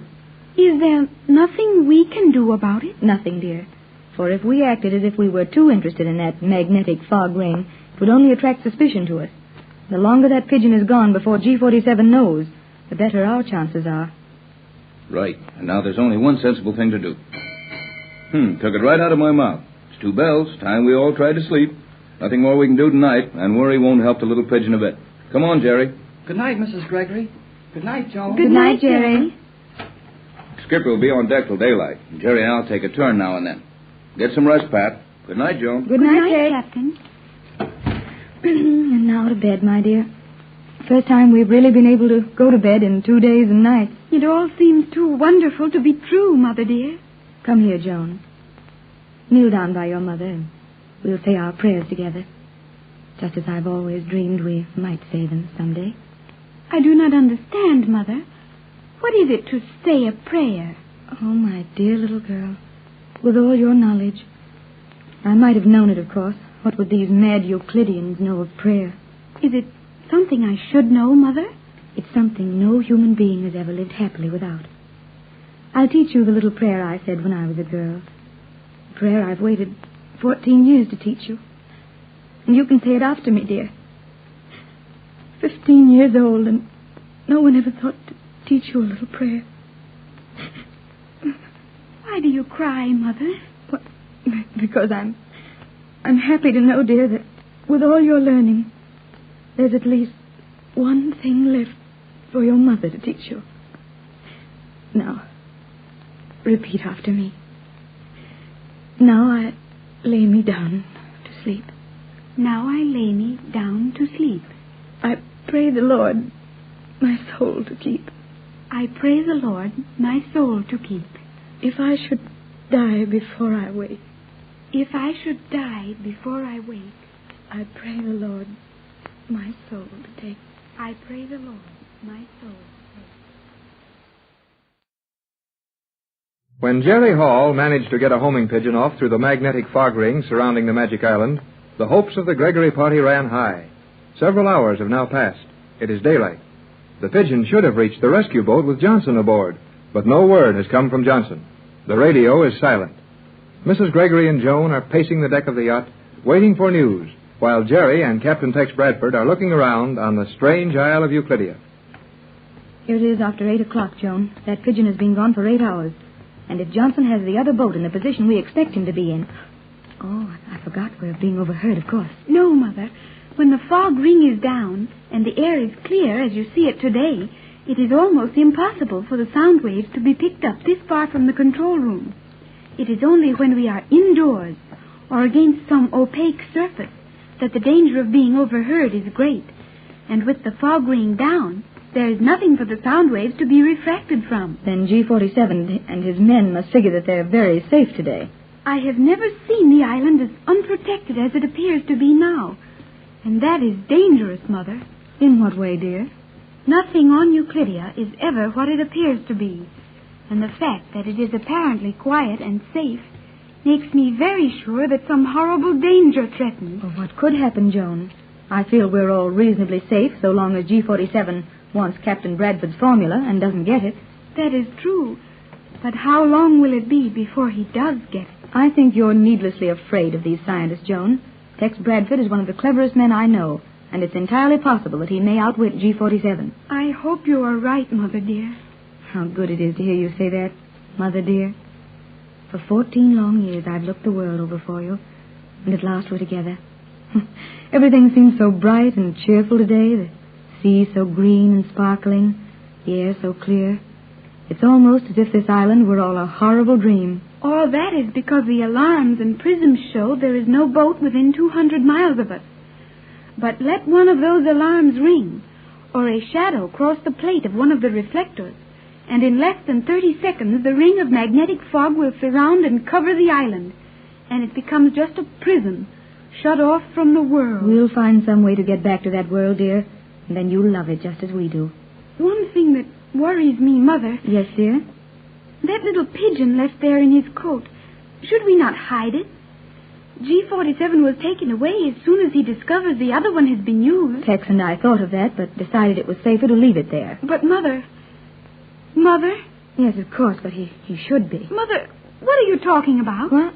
Oh, excuse me, dear. But the significance of something you said a moment ago just occurred to me. Something I said? Yes. You said the fog was not in use, and the watch relaxed on the island because the alarms registered no disturbance within 200 miles. That is right, Mother. A boat of any size with motors running would set off the alarms at 200 miles. Then that means that Johnson is not where we expected him to be. He should be within 200 miles. And if he's not, where is he? Would that mean the little pigeon could not get to him? It might, though twice the distance would be easy for the bird. But if Johnson's boat is running away or far off the course, it could give the pigeon serious trouble. Then Captain Bradford's formula would be lost with the little pigeon. The formula wouldn't matter if it didn't fall into someone else's hands, as Tex could always write that out from memory. But I would hate to lose the little Homer.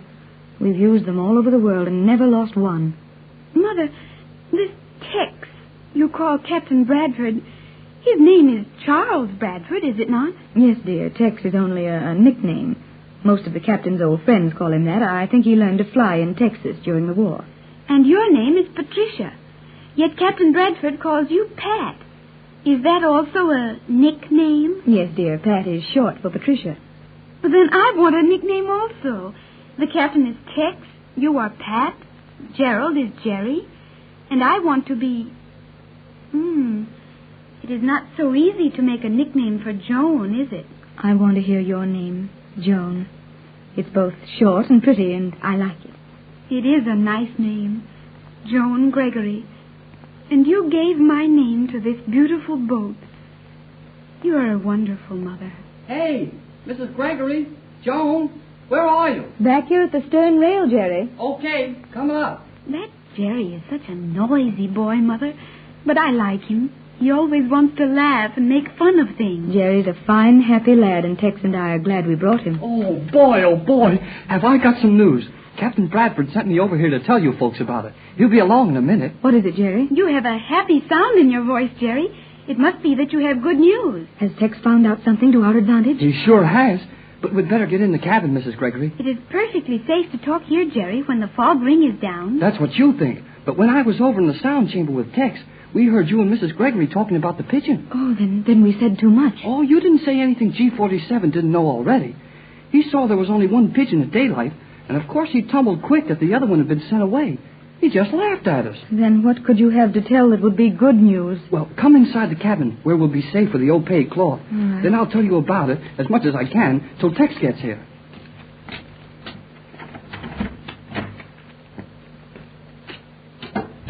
Now, what is it, Jerry? Well, old G47 let Tex and I look through the universal prism reflectors. They were trying to locate Johnson's boat. They got wise about the boat as soon as they noticed the Pigeon was going, I guess. And could you see the boat, Jerry? Yeah, that's why old G47 is up a tree. G47 is up a tree? Oh. Where is the tree, Jerry? Forget it. I mean, it's got G47's goat. Got his goat? But G47 has no goat. Never mind, my dear. Just let Jerry tell his story. Gee, thanks, Mrs. Gregory. I can't teach English and tell a story at the same time. Now, look.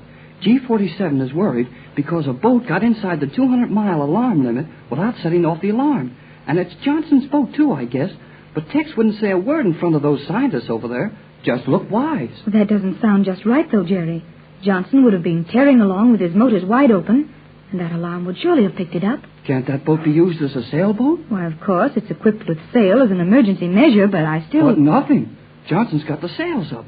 The motors ain't working, and he's sneaking within 200 miles of here. That is remarkable, Jerry. Could you see the boat plainly in the reflectors? Yeah, we could see it all right. But that's where the big laugh comes in, and old G47 is stuck. I can't see why you feel so cheerful about it, Jerry. Joan has told us that their aeroplanes will do 500 miles an hour. Yes, Jerry. And if Johnson's boat has been located within 200 miles of here, it will be an easy matter for G47's men to go out and destroy it and be back here in less than an hour. Well, I guess it would be if G47 wanted to destroy it. Jerry, what do you mean? Well, what I mean is... Oh, here's Tex now. He can tell you better than I can. Well, Jerry, I see you've started on the news. Well, he hasn't told us enough to do us any good, Tex. Is your Mr. Johnson's boat really within the 200-mile limit, Captain? Yes, and our scientific friends don't seem to know just what to do about it. But, Tex, they'll attack Johnson, won't they? I think not. I dropped a hint or two as to what would happen if they did. But, Captain, it would be very easy for these Euclideans to destroy one boat without danger to themselves. Sure, but that's the catch in it, Joan. They don't want to destroy it. G47 figures that Johnson has come to rescue us, and that he will have all our valuable equipment on board, including the materials necessary to compound my formula. And naturally, he wants those materials. Then why doesn't he just capture the boat and take what he wants? Though he wouldn't find it on board, would he? No, but as I started to tell you, I dropped a small hint that spoiled all their plans, and will hold them steady for a while, I think. G47 admitted he knew about the Pigeon, so I admitted that the message on the Pigeon contained orders to Johnson to abandon and destroy the ship if attacked. Did you really send such orders? No, but G47 won't harm that boat as long as he thinks anything of value is on it. Wonderful, Tex. Now we have time to get the truth to Johnson. I do not like it at all. Why? What's the matter with it? G47 would not give up so easily. something is wrong. What could he do about it? Many things. And I'm afraid you will hear more from G47 about this. Oh, you're always so gloomy. Joan has lived 14 years on this island, Jerry. She knows more about the power here than we do. Even so, I don't see where anything could be wrong with this unless... That could be it. What, Tex? Joan, could those reflectors they let me look in be tampered with? I mean, so that they could distort the image from me and see it clearly themselves? See something they did not let me see? I am not sure. But I know that unless you understand the readings of all the instruments and graphs on them, it would be easy to confuse you as to what you were looking at. Gee, Tex, you don't think there's any mistake about that? You'd know Johnson's boat, wouldn't you? I mean, as plain as we could see it there. Well, I ought to, kid, but Joan has set me wondering. You think it's possible they showed you a false image or the image of another boat just to get you to say or do something that might help them to locate and run down Johnson's boat easier? How about that, Joan? Could that be done? It could be done easily. I remember when that poor old sailor was here on the island, the Euclideans would often let him look in the reflectors and show him a battleship approaching, telling him it was coming to take him home. And then they'd laugh at him and show him it was merely a reflection of a ship model being built in one of the construction chambers right here on the island. Oh, this is certainly a mad setup. Joan's all worried because G47 isn't worried enough about the Pigeon. What do you think, Captain? Yeah, that worries me, too. And now that Joan has shown me that my visit to the reflectors might have been just a game at my expense, I don't know. And then, too, you must remember that the alarm did not ring. And if your boat was within 200 miles, it should have rung. And if the boat is not within 200 miles, that's equally as bad.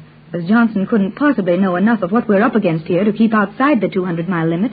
That one code message we got through to him on the radio, that might have tipped him off to staying away. Yeah, but if he turned off too soon and ran away too fast and too far, Pigeon didn't get to him.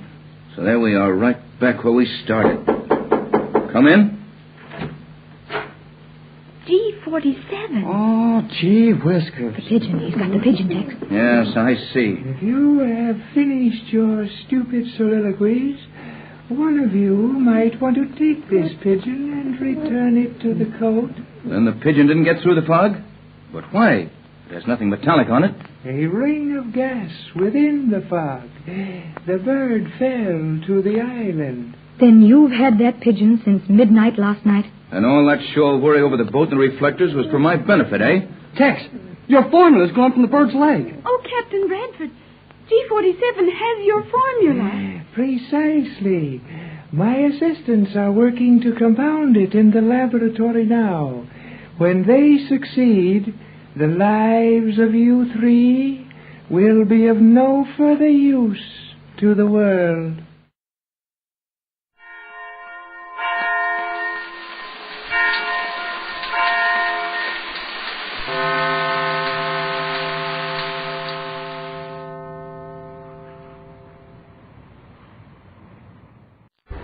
Many of the colonies of this planet here have been founded and built by misfits, rebels, rejects from their own societies, the transported criminals. And they've made good men in those new frontiers. But not all men are good men in a bad spot.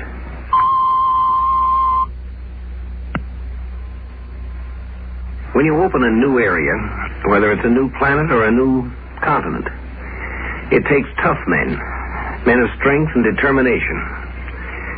Among the men of that type in any culture, many are rebels. They turn up in the criminal courts. Such men make fine colonists. But not all rebels are colonists, builders. A lot of them are just plain, lazy, sick-souled criminals. Now, Mars is a cold planet. It's nearly 50 million miles further from the sun than Earth. It gets proportionately less heat. Its air is thin and low in oxygen. Its water is scarce. It's not an easy place to live. Some men will live in unpleasant places by choice because they have this pioneering spirit or a sense of adventure. Other men have very little choice at all. When Robert Black was found guilty of the crime of armed robbery, the court gave him the usual choice: 15 years in prison or a permanent exile to Mars. The judge asked him which he preferred. I'll take Mars. It was so ordered.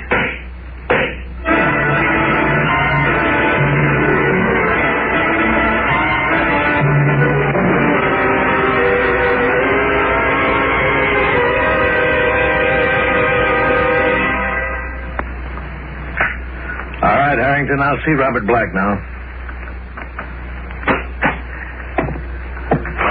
Morning, Mr. Jenner. What is it this time, Black? In trouble with the mine foreman again? No, not this time, but if he keeps pushing... Don't start that again. I'm sorry, Mr. Jenner. Now, look, Black, I'm supposed to be the colonial administrator here. Remember, I have work to do. Now, what's on your mind? I want to go home. Now, you're certainly welcome to. You know where your dormitory room is. Go ahead and go home. Why bother me with it? Oh, you know what I mean. I want to go back to Earth. Earth? That's impossible, and you know it. You made your choice 10 years ago. You wanted to be a free colonist instead of a prisoner, and you got what you wanted. Free? You call this free? I work my hands off clear to the elbows in those freezing coal mines. I work 8-10 hours a day for what? For a few lousy bucks? And where can I spend it? No place. I'd rather be in jail. No place to spend it. You seem to do a pretty good job getting rid of your paycheck in the bars in Marsport. Why not? What else is there to do with it? Black, a lot of men in your position have done something with it. They saved their money and bought a little pressure dome of their own. They got married and had kids and tried to make Marsport into a real city instead of drinking up every cent they've made. Me get married? It's a laugh. None of the dames on Mars have anything to do with it, Con. Oh, you mean they won't have anything to do with you personally, don't you? Other convicts have done something with themselves here, but you haven't, and you never will. You know why? You tell me. Because you can't change your way of thinking. You had to come here because you couldn't keep out of trouble, and you've made trouble for yourself and everybody else since you came. Drunken brawls, arguments with your foreman, everything. Someday you'll get in a real jam. Now, look, Mr. Jenner, I try to get along. Honest, I do. I just don't like being pushed, that's all. Oh, sure. Everybody picks on you. Mr. Jenner, I just can't take Mars anymore. Look at my fingers. They're always cold. My feet are always cold. I haven't been warm for 1 minute in the last 10 years. They can't heat up the mines even because the stinking little planet's cold all the way through. Well, what do you want me to do? Move Mars closer to the sun just to please you? Look, Mr. Jenner, please. I'm serious. Send me back to Earth. I'll spend the rest of my time in prison there. I won't care just so long as it's on Earth where it's warm. I just can't do that, Black. You had your chance to make your choice 10 years ago, and you made it. Neither one of us can change that. Yeah, but it ain't fair. I'd have just 5 more years to do time if I'd taken a 15-year sentence, then I'd be free. The way it is, I gotta spend the rest of my life here. That ain't fair. I couldn't send you back if I wanted to. I'm just a civil service appointee, not a judge of the court. If you want to spend 5 years in jail, I can accommodate you right here on Mars. But I can't send you back to Earth. And that's final. But, Mr. Jenner... That's all, Black. Unless you have something else to see me about, please go. I'm busy. Look. All right, if that's the way you're going to be. That's the way I'm going to be. Goodbye, Black. Goodbye.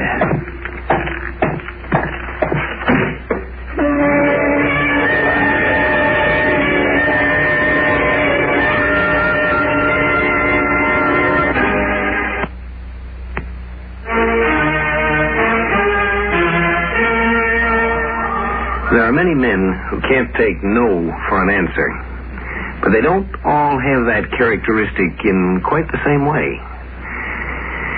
The pioneer, the scientist, these are men who can't take no for an answer, and they plow their way through to an answer that works.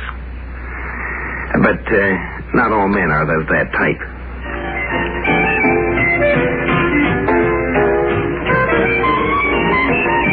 Bartender, give me another beer. One always rotten meat. Jenner, that big shot. White guy. Sure, you don't worry about somebody freezing to death on his ball of ice. Not him. He can go home when he wants to. Who's this sharpie? Hey, give me a glass of beer, bartender. Space Service uniform. Wonder what he's doing in a cheap joint like this. Those guys usually have money to burn. Boy, this beer's sure flat. It's this low pressure does it. Takes all the fizz out of it. Oh, is that so? Well, at least it's cold enough, huh? Oh, yeah. Everything's cold on Mars. You, been in the service long? 3 years. This is my first Mars run. Thought I'd take a look at Marsport while they service my ship. Your ship? You don't hardly look old enough to be the skipper of the spaceship. That's what they all tell me. I may not be as old as you, old-timer, but it's still my ship. Old-timer, right away he starts riding the guy right off the bat. Yeah, that's pretty good. You know, a young fellow like you with a crew of 10 under you. Oh, no. It's just the two of us, me and my navigator. We're giving the Skyfire its test run. Oh, how can two men handle a spaceship? Hey, look, don't you watch the newscast, mister? Skyfire is one of the new models with the Mark-Hein drive. Fastest spaceship ever built. I guess I'm a little behind the times. New drive, huh? That's right. Hottest little thing in the sky. Must not be as complicated as the old jobs if just two guys can run it. Well, I hate to admit it, but it doesn't take much training to run one. A baby could do it. Oh, man. Things sure have changed since the last time I was on a ship. Is that so? Now, how long has that been? 10 years. Been here on Mars for 10 years. Yeah? Are you, are you... Convict? Oh, no. I come here my own free will. Got the old pioneer blood in me, I guess. But, well, we don't usually talk about it very much. You know, out here, one fellow's as good as the next one if he behaves himself. Yeah, that's the way it should be, I guess. 10 years. Well, I guess you've been here long enough to get used to this light gravity, huh? Sure. Don't even notice it anymore. The trouble with being in the space service is that you never get used to any particular gravity. It might be 10 G's 1 minute and 0 the next. But you even get used to that eventually. I imagine you would. My name's Bob Black. Oh, I'm pleased to meet you. Mine's Carson, Peter Carson. Hi. You going to be here long? Oh, a couple of days. Skyfire will be ready to go in an hour or so, but my navigator's in the hospital for checkup. Twisted his ankle getting off the ship. Oh, that's too bad. Hey, can I buy you a beer? We're both in. Sure, thanks. Bartender, 2 more here. Say, if you've been here 10 years, you must know Marsport pretty well, huh? Yeah, pretty well. Well, look, there must be livelier places than this. Maybe you could tell me where to find a little excitement. Sure. I know a couple of places. I'll tell you what I'll do. I'll take you there myself. Good enough. Come on, let's get out of here. We got far to go? No, about a quarter of a mile. Let's take a cab, then. I don't feel like walking that far in this cold wearing an oxygen mask. Sure, we can pick one up.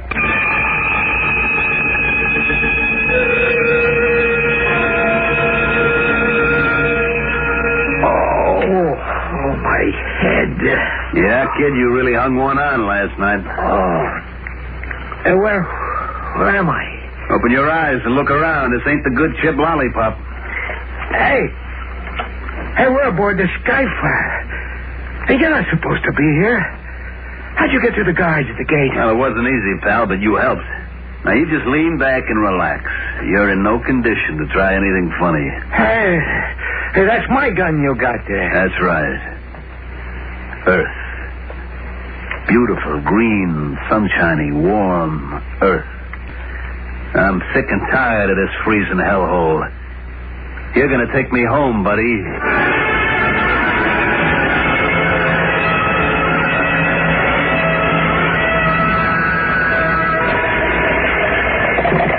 Colonial Administration, Jenner speaking. Jenner, this is Colonel O'Neill, Space Service. Oh, yes, Colonel. What can I do for you? Well, something pretty serious has come up. Would you check your records on a man named Black? Robert Black? Well, I might not need to check them. I know the man personally. What's he done now? Well, I take it then you wouldn't be surprised if you were in trouble. Not in the least. Why? What happened? One of our spaceships was stolen early this morning. What? Well, how could a man steal a spaceship? A man couldn't steal one of the old kind, but this is a radically new type, small, compact, and easy to operate. Be almost as easy as stealing a car. And you think Black had something to do with it? Looks like it. He was the last one seen with Peter Carson, and his fingerprints are on the ladder to the takeoff pit. We're questioning the guards now, but it looks as if Carson and Black took off in the Skyfire together. Incredible. Who is Peter Carson, by the way? One of our young trainees. Pretty bright, but just a kid. Oh? Got a funny streak in him, though. The psychologist should never have passed it. Still, I never thought he'd do anything like this. What do you mean? What's wrong with him? Well, he's a bit of a braggart. Likes to claim he's something he's not. I'm no psychologist, but I'd say that he's a compulsive liar. And the two of them stole a spaceship. Well, they ought to make a fine pair. Now, tell me, can Black navigate and operate a spaceship? Of course not. The only trip he ever made was 10 years ago when the court sent him here. He doesn't know how to operate a spaceship. Then they'll make a fine pair, all right. How's that? Neither does Carson. A criminal in jail is more or less forced to admit that he did make some kind of a mistake. Curious thing is, if you ask such a man what mistake he made, he's apt to say something other. Well, you see, I didn't see that cop that was hiding down there in the doorway. He views it as a mistake in procedure. He doesn't recognize that he was fundamentally wrong in trying to make a living that way. Sure outsmarted old smart boy Jenner. Goes to show you, kid, you can't keep a good man down. Yeah, sure. 2 hours, I'll be back home again. Back to nice, warm, comfortable Earth. Black, I'm scared we're going to crash. Shut up. You still trying to give me that phony line? I tell you, Black, I don't know anything about spaceships. Don't give me that, will you? We took off okay, didn't we? We're on course, aren't we? And you did all the plotting and the piloting, didn't you? I swear all I know is what I read in the textbooks of the Academy. And I watched the captain take the ship to Mars. Any fool can take a spaceship off the ground, but it takes a trained pilot to land You've one. been giving me that stuff ever since we started. And I'm going to tell you something. I don't believe it. Please, Black, before it's too late, let me get on that radio and call the space service. They can get a ship up here. Shut up. That's what you like, ain't it? Get the space service up here? I see through your dodge, and I'm not buying it. I don't mind getting caught on Earth because they can't deport me twice. They'll put me in a nice warm cell. But they're not going to nab me up here and send me back to that frigid hell I just left, you understand? Listen. Shut up, I said. I read over the pilot's manual. I read over the specifications on this ship. A baby could handle it. Remember? That's what you said. A baby could handle it. And you're right. I can land this thing myself, so don't give me any hooey about you not knowing how. Please, Black, we haven't got much time. Shut up. Please, Black, let me use the radio. Shut up.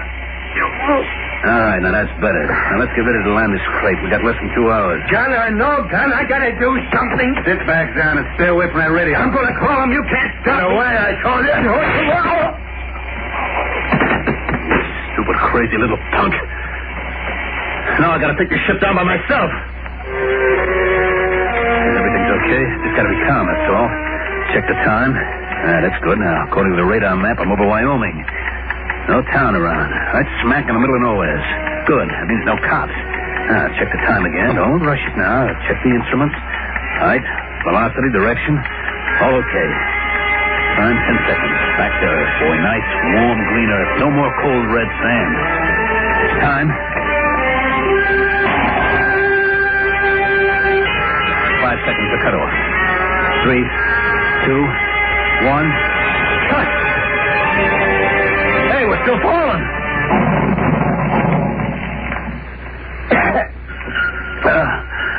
I guess I'm okay. Ship didn't fall more than 10 or 15 feet. What's that? Radiation detector. Fall must have broken the shielding around the atomic engine. I gotta get out of here. Gotta get out of that airlock and run. This radiation could kill me. Could kill me if I don't get out. Oh, no. But I gotta get out of here. I gotta get out of here or I'll die. I gotta get out and see that good old warm old Earth. I gotta get out.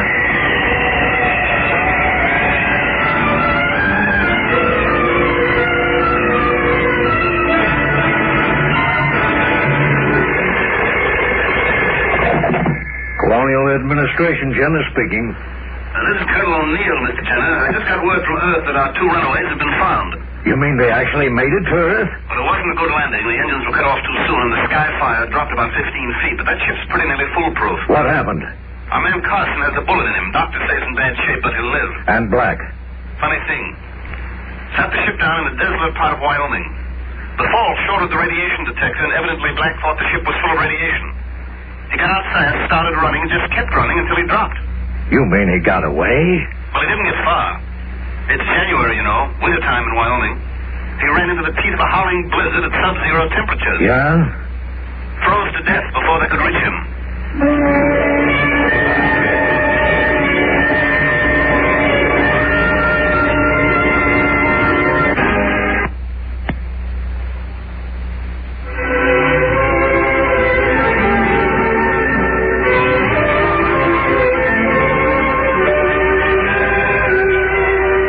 Characteristic of a man who wants to do things the quick, easy way, that he doesn't like to take the time and trouble to look up the data as to what's going to happen when he gets there. It would have been easy enough for Black to check and find out it was winter on Earth. But you see, Mars doesn't have the same seasons Earth does. Mars' year is about twice as long as ours. I guess Black had sort of lost track of what it was like in Wyoming in January.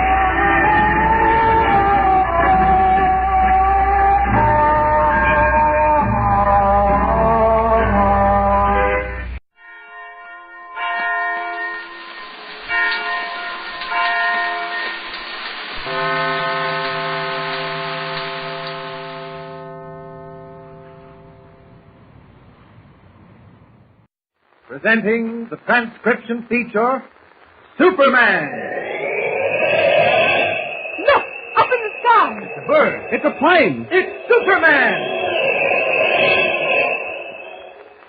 Yes, it's Superman, strange visitor from the planet Krypton, who came to Earth with powers and abilities far beyond those of mortal men.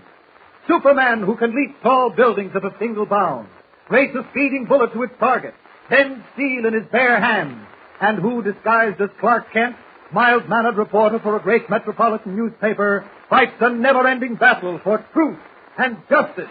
And now to our story. When a tribe of savage Central American Indians attacked the rubber plantation where he was staying, Clark Kent, as Superman, successfully beat them off, only to discover that a poison dart had struck John Carter, the plantation manager. At the point of death, Carter gasped that the Indians were the only ones who had an antidote to the poison. Strangely enough, these same Indians, the Nawans, also possessed the antidote to the brain-numbing potion that had been given the players on the Metropolis football team, the antidote for which Kent had come to the jungle. With Carter's life slowly ebbing away, Kent had to think fast. Before the battle with the savages had started, he had been forced to knock out a local white derelict known as Pango Pete and deposit him in the back of a truck. Pango Pete was known to be friendly with the Indians, and it was Kent's thought that in this emergency he might be of help. But when he reached the truck, Kent found it empty. He hurried to the derelict shack. Empty.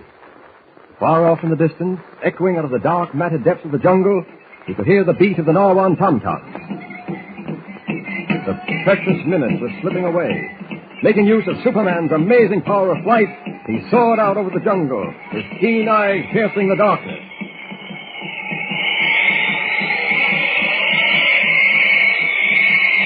That huge fire up ahead must mark their campsite. Yes, I can see them dancing around it. There's only one thing to do. Drop right down into the middle of the fire. If that doesn't make them sit up and take notice, nothing will. I can hear them chanting and beating those tom-toms.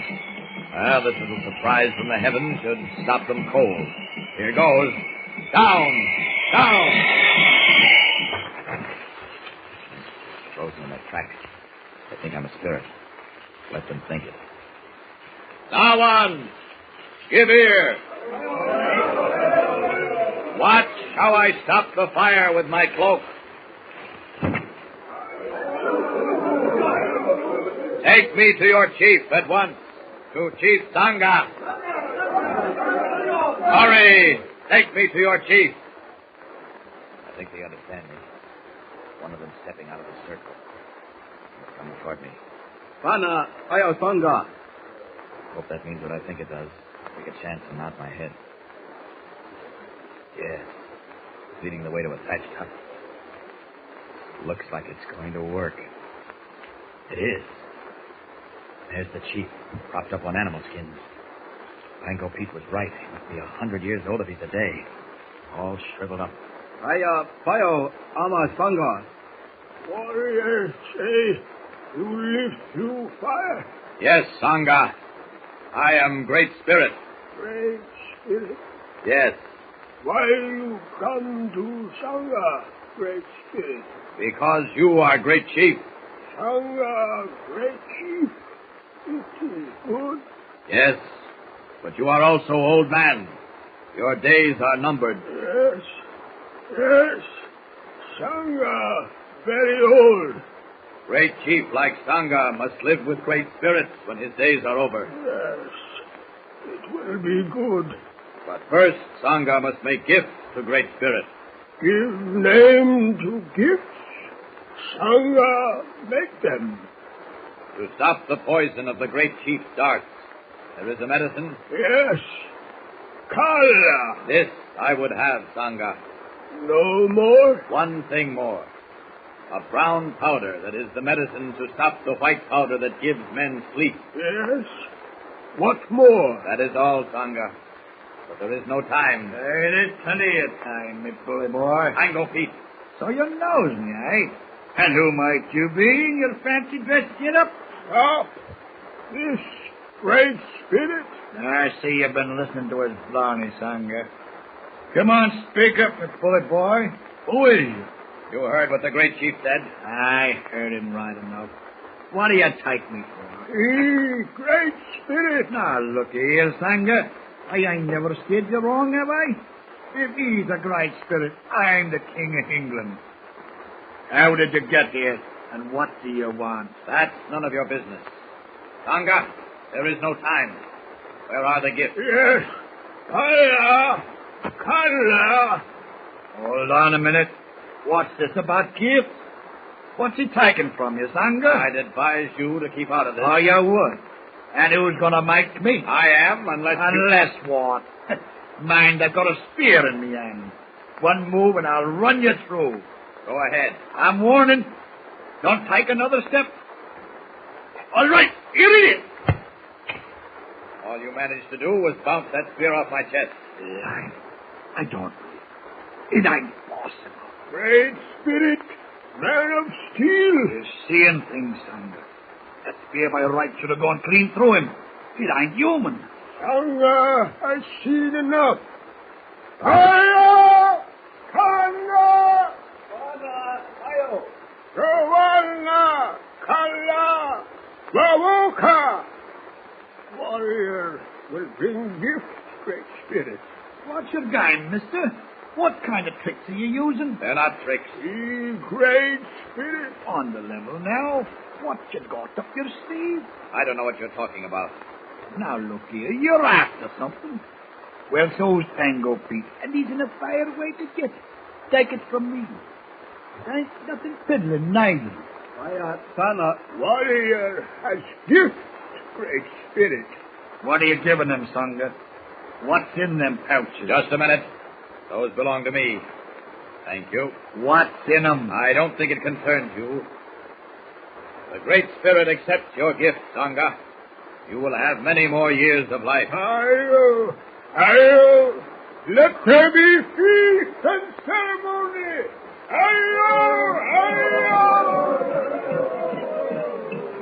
Blimey, you got him extra fair, you have. I'm sorry I haven't time to discuss it with you. Perhaps we'll meet again. Farewell, great chief. Hold on a minute. I got a proposition to make to you. I'm not interested in your But proposition. you haven't even heard it. Hold on now. Up, and away!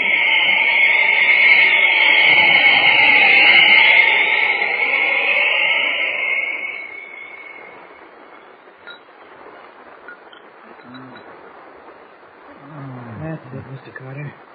Just a little bit more. Swallow it. There we are. You'll be all right in a few minutes. Just rest easy. Ken. Yes, Mr. Carter. My legs can't. I can't move them. And that'll pass off. You just relax. Can't. What happened? You were struck with a poison dart. Oh. Easy now, easy. You're going to recover. I gave you an antidote to the poison. I got it from the chief of the Nawans a few minutes ago. It's almost for me, Ken. No one other than those savage Nawans would dare go into the jungle at night. I have a lot of courage.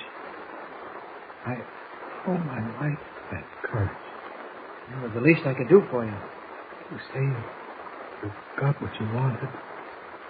Brown crystals? Yes. I got them, and I'll be leaving as soon as you're able to get around. Don't bother about me. My houseboy can carry on from here. You've done more than enough.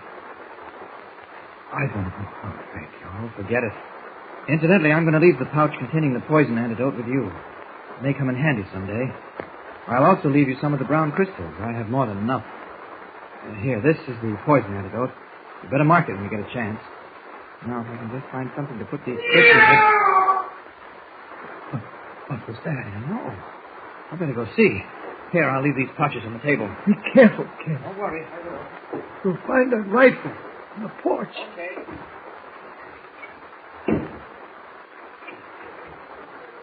Who's there? It's you and me, Mr. Carter. Oh, Tango. Right, you are. A bit out of breath from running around to the back after letting loose that yawl, but otherwise in good shape. Oh, you're the one who screamed.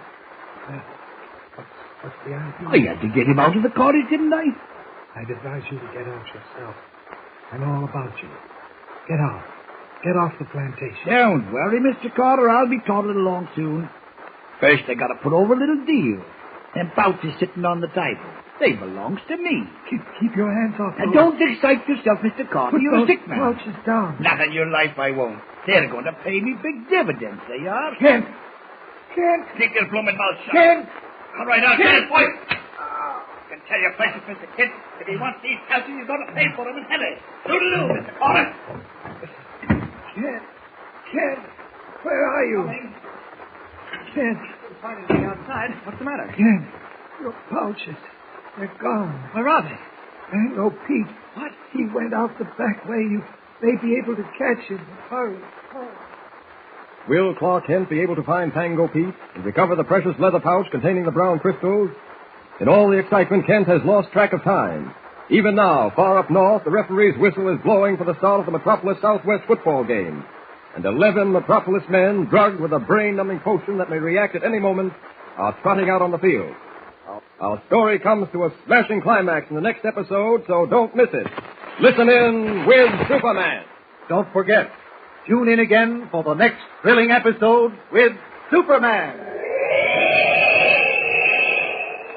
Look, up in the sky. It's a bird. It's a plane. It's Superman.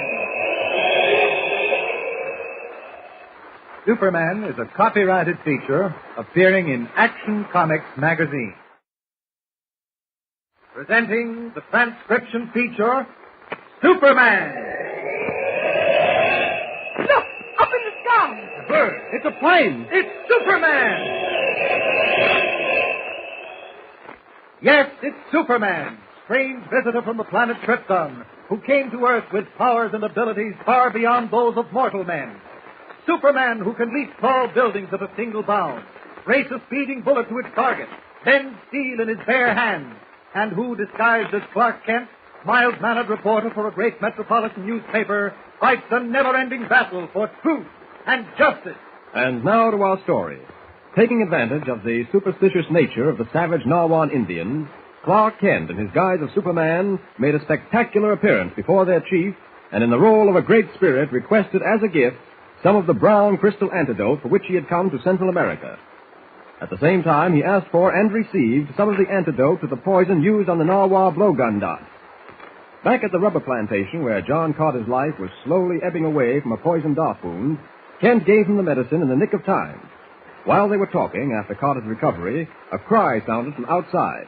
Kent went to investigate. As he left the cottage, Tango Pete, the white derelict who was in league with the Indians, slipped in through the back door and stole the leather pouches containing the precious antidotes. When Kent, in response to Carter's frenzied cries, returned, Tango Pete was gone. Meanwhile, 2,000 miles away in the Metropolis Stadium, the all-important football game between Metropolis and Southwest University has gone into the fourth quarter. In a booth high above the field, a sports announcer reports the progress of the game.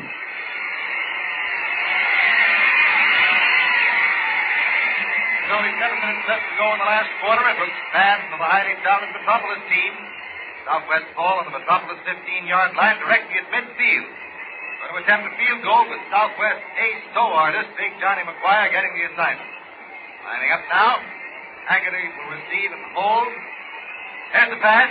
The kick. It's scored. McGuire puts it right over the crossbar for a clean-cut field goal. And that makes the score Southwest 17, Metropolis 6, putting the ball game on ice for all practical purposes. Nothing seems to have happened to the Metropolis team. The score 6-0 in their favor at the beginning of the fourth quarter. This undefeated team, slated for the Rose Bowl, just went to pieces. Bob Harris, captain of the All-American fullback, started the collapse by fumbling Southwest kickoff.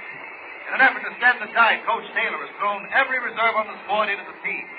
What the next 6.5 minutes will bring is anybody's guess, but it's Metropolis will live without The mocking echoes of Southwest University's cheering penetrate to the basement dressing room of the Metropolis team, where Professor Nelson, dean of the medical school, and Spike Taylor, the coach, are closeted in the latter's office. Taylor, nervous and on edge, is pacing the floor.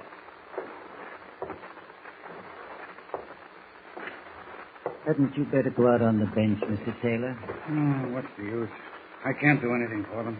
Perhaps it might help their morale. Morale? This has nothing to do with morale, Professor. Those boys are sick. They've been doped. I can't stand sitting out there and watching them go through the motions without knowing what they're doing. Isn't there anything you can do?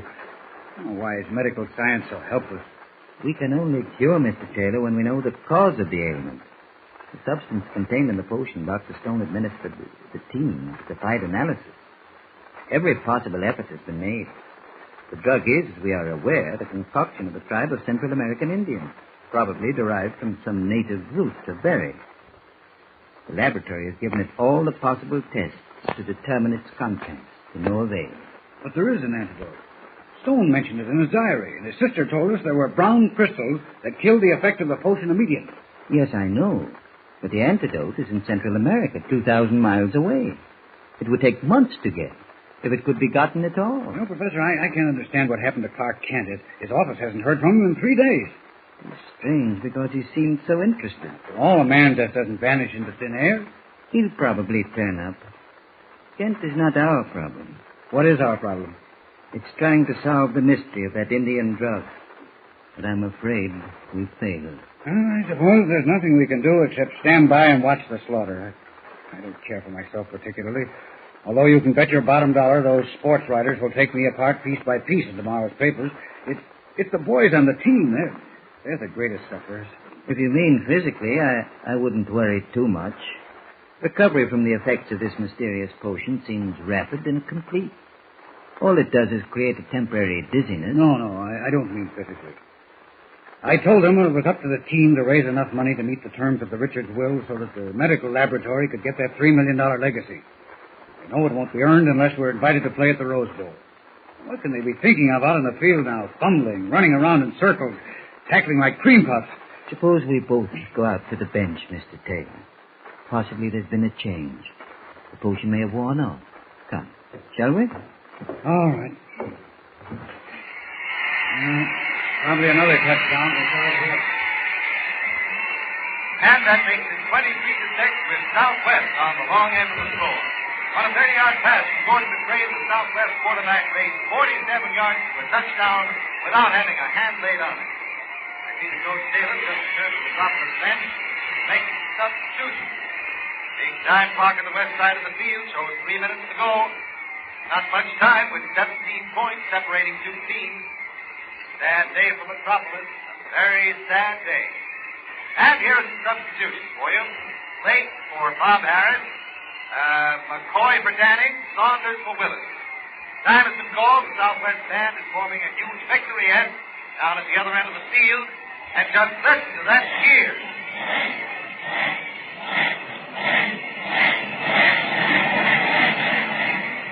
3 minutes to go in the football game for which the stakes are $3 million. $1 million a minute. All hope seems lost, and yet, unknown to any of the thousands of people crowded into the Metropolis Stadium, the darkness of a Central American jungle is the scene of a dramatic chase that may well determine the outcome of the game. There, Clark Kent, having thrown aside his reporter's disguise, is trailing Pango Pete, the white derelict, as Superman. The jungle is alive with the blood-curdling cries of wild beasts that roar defiance as Superman plows his way through the matted, twisted undergrowth. The only way he could have come. The only semblance of a path. He didn't have much of a lead, so I should be closing in on him soon. Stuff's certainly thick. Twisted vines and heavy brush. No wonder those Indians camp here. Like going through barbed wire. What? That didn't sound like an animal. It isn't. It's a human voice screaming for help. I wonder could it be Pango Pete? What? Great Scott, it is Pango Pete. Caught by a giant boa constrictor. Oh, he's crushing him in his coils. I never tackled a 50-foot snake before, but there's nothing like trying. Here goes. There we are. Oh, you don't like being interfered with, huh? Open those coils. Come on, open up. There, that does it. Now I'll just tie you into a knot that you'll never squirm out of. There we are. Now to see what happened to Pango Pete. No, he's done for. Got to him too late. Well, I can't say the world has suffered any great loss. Now, where are those leather pouches? Let's see. Here in his shirt. Both of them. There isn't time to stop back at the plantation. I've got to get to Metropolis immediately. Even now, it may be too late. Up, and away! Red cloak streaming in the wind, Superman speeds north, carrying the precious antidote to the mysterious drug affecting the players on the Metropolis football team. Meanwhile, in the stadium, the referee's whistle sounds for the resumption of play. On the Metropolis bench, Coach Taylor and Professor Nelson watch the teams line up. You see why I didn't want to sit out here, Professor Nelson. Look at those boys. They're all groggy. They can't stand up on their feet. This game can't be over too soon for me. Now, there's the kickoff. Look at that. Harris never punted less than 50 yards in his life. That kick went 20 as it was a lot. 32-yard line at the kickoff. There's a score on this play. You just wait and see. Taylor, call time. Hurry. Kent, where did you call come? time? Don't ask questions. It's Buffalo. Time! Now get the teams out of the dressing room. What of heaven, Kent? I've got the antidote. Hurry. You only have 3 minutes. I can't take the team off the field. It's against the rules. Well, then get the balance of the squad into the dressing room. Professor Nelson and I will take care of them. When we send them back, make substitutions as fast as you can. Don't waste a second. Come on, Professor. This is our only chance.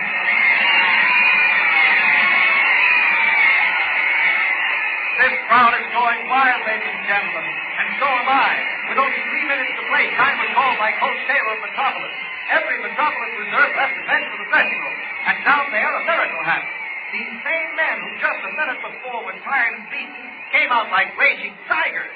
In 3 lightning plays, Metropolis scored to make the tally 23-13, and then, kicking from the 49-yard line, Captain Bob Harris planted a stunning field goal between the uprights, and the score was 23-16. And that roar you heard a moment ago marked the second Metropolis touchdown, the result of a forward pass into the southwest end zone. And so, as we go into the last 20 seconds of play, the score is tied at 23-23 with the ball in the possession of Metropolis on the southwest 44-yard line. Anything can happen now, anything. There's the whistle. Teams are lining up. The 3-2-1 backfield from Metropolis. Harris again on the receiving end. Ball comes back. Harris makes the pass. No, he can't pass. The southwest lines are broken through. He's trapped. He's going to carry the ball, and there he goes. Dodging and twisting. What a beautiful run. 2 southwest centers closing in on him at the 20-yard line. He's right in front of him. He's at the 12, 10, the 6. There's Garon. Missed him. He's over for the touchdown, and that's the end of the game. Metropolis wins. And so another adventure of Superman ends in a blaze of glory. But there are new thrills in store for us, beginning with the very next episode. Thrills and adventure that only the Man of Steel can provide. So don't fail to be with us when we begin our new story. Thrills galore, so tune in and listen with Superman. Don't forget, tune in again for the next thrilling episode with Superman.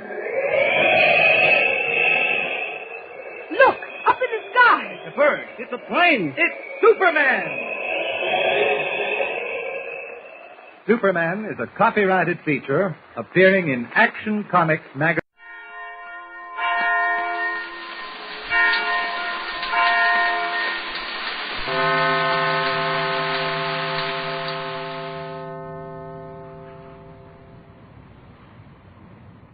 Kellogg's Pep, the build-up wheat cereal, invite you to Rockin' into the Future with Tom Corbett, Space Cadet. Stand by to raise ship. Blast off -5, 4, 3, 2, 1, 0.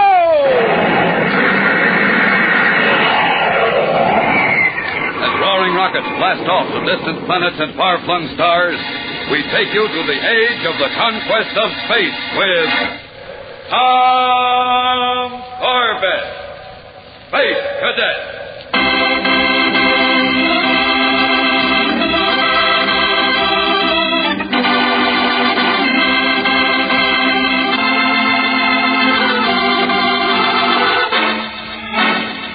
On Rhea, one of the moons of Saturn, the whole universe's supply of a rare, new miracle medicine, Viricide F3, is threatened by a gang of space bandits. The Polaris unit, with Colonel Cowan of Solar Guard Intelligence, heads for Rhea to foil the gang. But the Polaris, its rockets damaged, goes adrift in space. So Tom Corbett and Colonel Cowan, leaving Roger Manning and the wounded Astro behind, set out in a jet boat. And thanks to Tom's skillful piloting, they arrive at the airless little world just before their fuel runs out. Wonder where the switch is, Tom, for the entrance to the atmosphere dome. Right here, Colonel. Hey,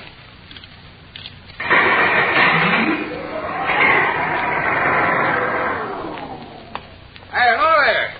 I saw you blasting in, and I thought I'd come down to meet you. I'm Bailey, Ned Bailey, in charge of materials. I'm Colonel Cowan, Solar Guard. And this is Cadet Corbett. Oh, I'm glad to know you, but how is... It's a long story, and just now we haven't much time. So will you take us to Mr. Adams right away? Adams? Oh, I'm afraid not, Colonel. Why not? Isn't he general manager here? Sure, he was, but he died suddenly the other day. What? Yep.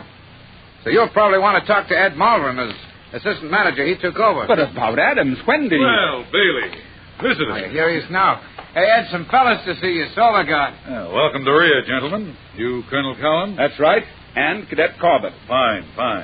Earth General Headquarters audioed us that you'd be coming. Did they tell you anything else, Mr. Malvern? Oh, there was some crazy yarn about danger, but you know how those boys at EHQ go for a story like that. But this time I'm afraid it's true.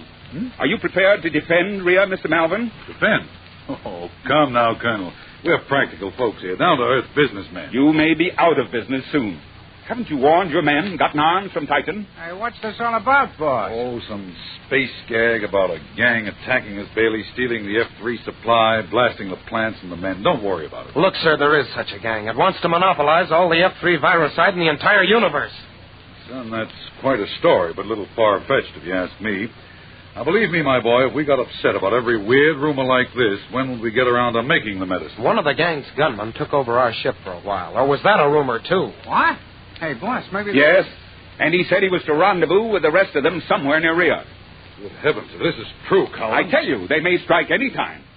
We'll do what we can here, and let's also send a coded audio message to Solar Guard headquarters. All right, you go with Bailey. Start organizing things. I double as a radio operator so I can get the coded message off. You'd better send it, hadn't you, Colonel? Why, no, let Malvern do it. I'm going to be pretty busy for a while.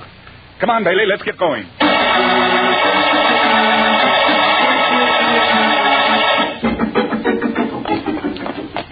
Come on, Tom. Well, where are we going, sir? The communications room.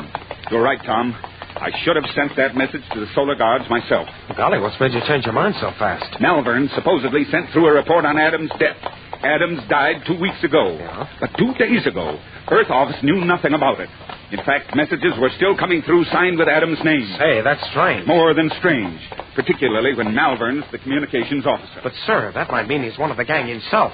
That he was somehow responsible for Adams' death. It's a possibility. But before we make up our minds, let's see what kind of message he's sending. Here's the building. Through this door, sir. I wonder which is the audio room. Wait, Tom. I hear something. Over this way. Malvern's voice, all right. Can't make out a word, though. If we can get this door open, just a crack. So that's the situation, Chief. Chief? Quiet, Corbett. Let's listen. I don't think they suspect a thing so far, but they may soon. Don't wait any longer, Chief. Attack at once. You were right, Colonel. He's one of the gang. Yes. Prepare to take him as soon as he breaks contact. Okay. Move in, then. Yes, I'll be ready, Chief. End transmission. No? I've got my parallel ray ready. Right. Come on. All right, Malvern. Get away from that audio transmitter. What? So, Colonel Cowan, I underestimated you. Unfortunately, you come late. Oh, no, I haven't. My friends are on their way, or didn't you hear? We heard, and so did the Solar Guard. You sent out a straight voice message, Malvern, on an open frequency which the guards listen to all the time. You must think I'm a fool, Colonel. I used low power. Not enough to reach any Solar Guard station. Well, we've still got you. Wrong again.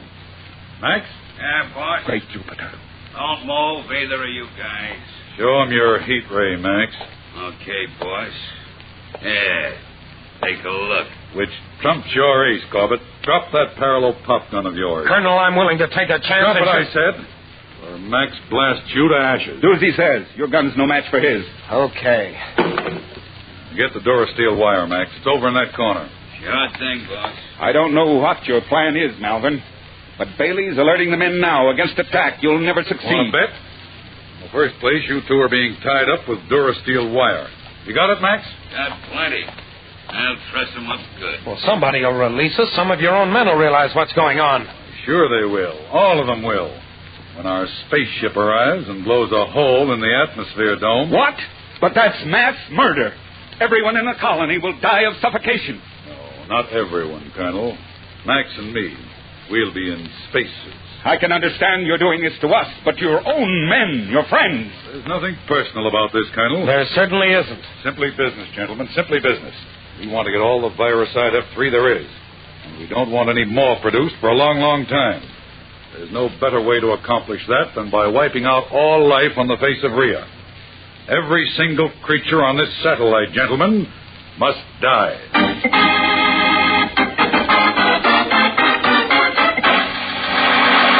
We'll return to the exciting adventures of Tom Corbett and the Space Cadets in just a moment. So stand by. Spaceman, Dr. Joan Dale wants to talk to you. Here, I'll press the buzzer so you can go into her laboratory. Come in, spaceman. I'm taking time out from this experiment to talk to you about your official space goggles. Uh-oh, speaking of space goggles, I better put my pair on. Oh, there, I've got them on now. And now I've got protection for my eyes against these flying sparks and the bright glow from the bubbling chemicals you hear. You know, these special goggles are official Space Academy equipment. They're made of one sweeping curved piece of colored plastic that fits comfortably over both eyes. I know every spaceman will want to own a pair. Space goggles come in handy when you're looking into the sun, heading into a strong wind, or when you're like me and you're working in a laboratory. Now, spacemen, for important instructions on how to get a pair of space goggles, just step outside the door. Spaceman's luck. Spaceman, send 25 cents. One box top from Kellogg's Pep and your name and address. To get an official pair of space goggles, send 25 cents. One box top from Kellogg's Pep and your name and address. Send this to Kellogg's, Box 346, Battle Creek, Michigan. That's Kellogg's, Box 346, Battle Creek, Michigan. Now, spacemen, send for your pair of space goggles today. And tomorrow, start off your day with Kellogg's Pep, the build-up wheat cereal.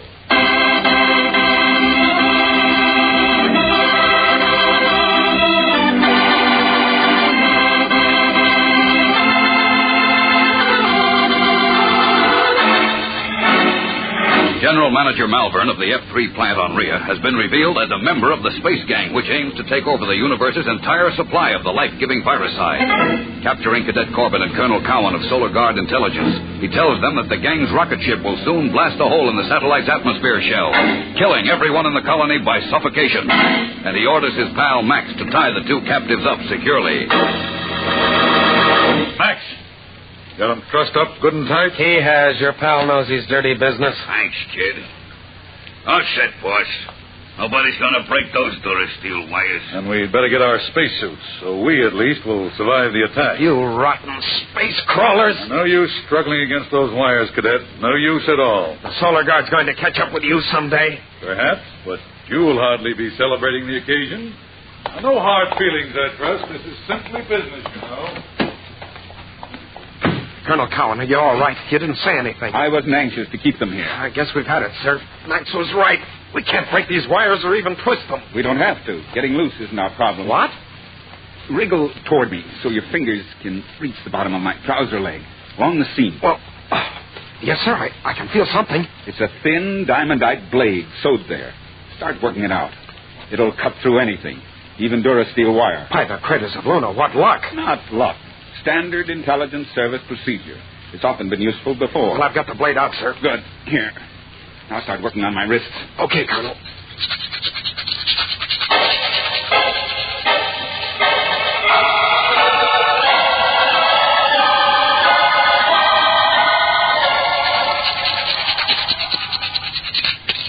Okay, Corbett. Your hands are free. Now get the wire off your legs. Right. What are you going to do, sir? Get on this audio. Try to contact the gang, then pretend I'm Malvern and talk them out of attacking. It might work. Worth trying. If only I knew their code word or even some of their names. Well, we'll see. Emergency call!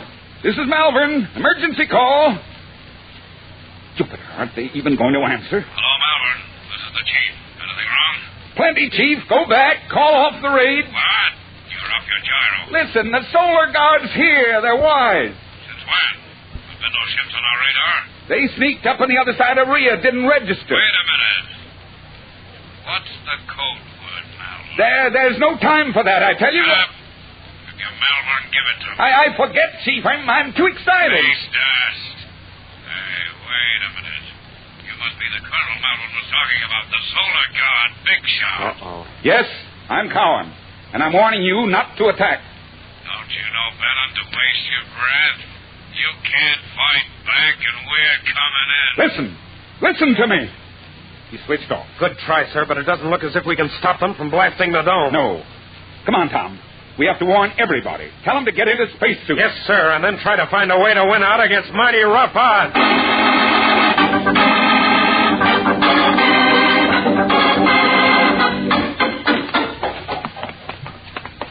Colonel, there's Bailey, the fellow we talked to first. Good. Bailey, have everybody get spacesuits, quickly. Hey, how'd you two get loose? Stay back or I'll shoot. Oh, no, he must be another one of the gang. I doubt it. If so, he'd have left. Why the gun, Bailey? I know all about you. Melvin told us. You're crazy, dangerous. That killer thinks of everything. Listen, Bailey, Malvern lied to you. He's one of the gang who are going to attack Rhea any minute. Yeah, that proves you're space happy. Keep away from me. Listen, Bailey, the atmosphere dome is going to be blasted. Everyone on Rhea is going to be wiped out unless you move fast. I don't believe it. Stay away. Tell me, Bailey, where's Malvern now? How should I know? Well, I think I know. He and Max are getting spacesuits so they can live when the air dome goes. Oh, you're lying. You Don't believe me, eh? Well, look over there behind you. I don't see that. Take him, Corbett. Right. All right, I got him, sir. Let it go. Don't struggle. We won't hurt you. Malvern warned me I should have killed him. Let him go, Cadet. Right, I've got his gun now. Don't blast me, please. Don't worry, we won't. Look, Bailey, would it do any harm to get everybody into spacesuits? Wait a minute. I'm all mixed up. No time. Corbett, look up there at that dot in the sky. Great Jupiter, it's the killer ship coming in to attack.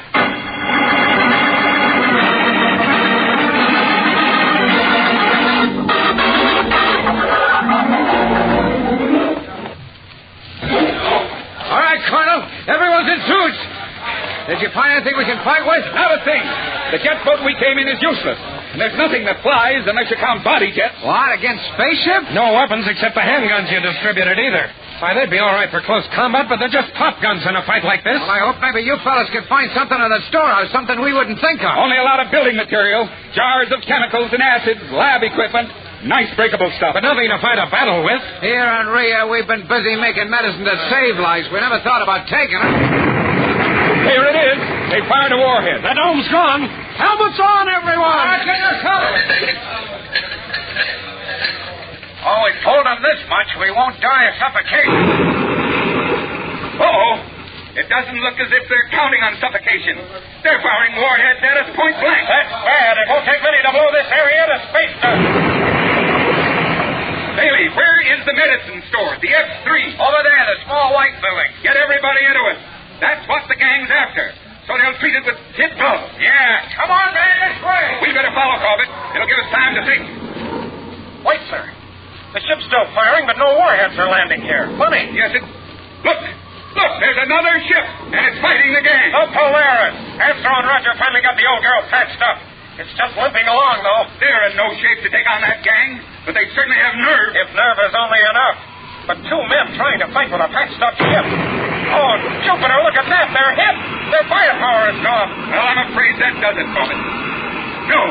No, they're still underway. What are they doing? Heading for the gang ship. They're going to ram. They did. The ships are locked together. But both of them are out of control. They're crashed. It won't be a real crash, sir. The rockets are still giving some support. And the gravity is low here. They'll spin into the ground not far from the dome. By the rings of Saturn, you're right. Let's go, Colonel. Roger and Astro may need help.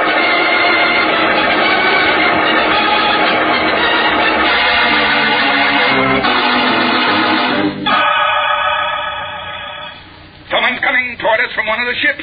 Get your gun ready, Corbett. All ready, sir. Hey, it's Roger. Roger, are you all right? And where's Astro? Get down, Tom, both of you. Hit the dirt, sir. See what I mean? Those space rats can still fire. We'd better start crawling to the dome. Okay, but Astro... He's trapped on the power deck, but he has tools. Says he'll cut his way out in a few hours. Great. Meanwhile, the gang can't fire on the Polaris without smashing their own ship. Boys, I think the gang's finished. If we get out of range of their big guns, they'll have to come out of their ship sometime, and then it'll be a man-to-man fight. Right, sir. Hey, what's that noise? Jupiter, they're coming out of the ship now. But it won't be any man-to-man fight. Look! Great galaxy, an armored tank. That's one of the Martian killer tanks. No ordinary weapon can dent it. It's got rocket guns. Let's get out of here. We can't fight that any more than we could the ship. Warn the men, Corbett. To do what? That tank can hunt them down anywhere on this little hunk of rock. And it'll blast the installations to space dust. There is nothing we can do, sir. Not a thing.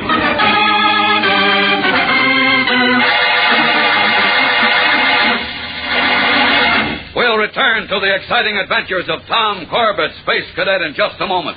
So stand by. Spacemen, today we're honored to have a distinguished visitor from outer space. He is Flavius the Elder, Prime Minister of the asteroid Orias. Sir, did you have a smooth space trip? Oh, I see. Well, you know, spacemen, it's a bit difficult to understand the people of Orias. It takes years of study, so I'll interpret for you. The Prime Minister says he was shaken up by the moon tides while blasting through Jupiter's orbit. Oh, after the ship steadied off, the stewardess made you feel good with a magic formula. Well, what was it like? I understand. It came in a box. You opened it and poured rich golden brown flakes into a bowl. And then you poured milk and sprinkled sugar over it. And you say it tasted wonderful? You had how many? 3 bowls. Mr. Prime Minister. Was the name on the box Kellogg's Pep? It was. Well, sir, you'll forgive me, but Orias must be a very backward planet. There is no secret magic to Kellogg's Pep. Almost everybody in the solar system knows about the build-up wheat cereal. Every spaceman starts off his day with Pep. It helps give you lots of food energy to make a good start on the day. And Pep has those vitamins necessary to build strong bones and tough muscles. The Prime Minister says he's going to stock up with a good supply of Pep right away. And, spacemen, you know, that's a good idea. So ask Mom to get you a package of the build-up wheat cereal today. Kellogg's Pep.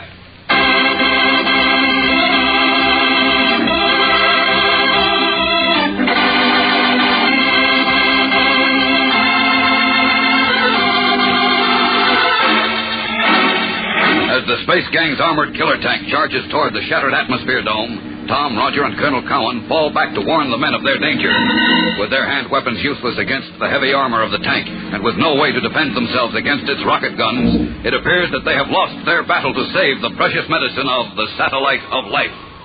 Colonel Cowan, what's going on? Is the ship still firing? Worse, Bailey. Those space crawlers have a tank. Tell the men to scatter. Hide if they can, but not in here. You won't be safe even around the building holding the medicine now. The tank can pick you off one by one. Corbett's right, Bailey. Go ahead. Yeah, but the medicine, the viricide, they'll get all the F3. Isn't there anything we can do? Nothing. That tank's invulnerable to anything we've got. Blast. Okay, Colonel. You and the cadets better hurry, too. Come on, sir. Let's get moving. Corbett, Manning, go along. Well, what about you, sir? I'm staying. Perhaps I can get in one lucky shot. That's impossible. You'll be killed. I've failed in my mission. Failed all the people who need F3. Failed my wife. Going to die without it. So you go on. Wait, Captain. Come with us to the storehouse. The storehouse? What for? Oh, please, sir. Come on, hurry. Before they blast it. All right, Corbett. But why? A wild idea. There's still something we can try. The buddy jets. We can fly with them, but not far enough or fast enough to escape. Anyway, escaping won't save the medicine. I wasn't thinking about escape. We'll attack. With what? Those big jars of acids we saw, Colonel. In this gravity, we can carry several apiece. Drop them on the tank. Acid. Yes, acid can get through every crack. Eat into the tank controls. By the rings of Saturn, it might work at that. Say, Junior, this could be our big chance. The only one we have left, so let's make it good.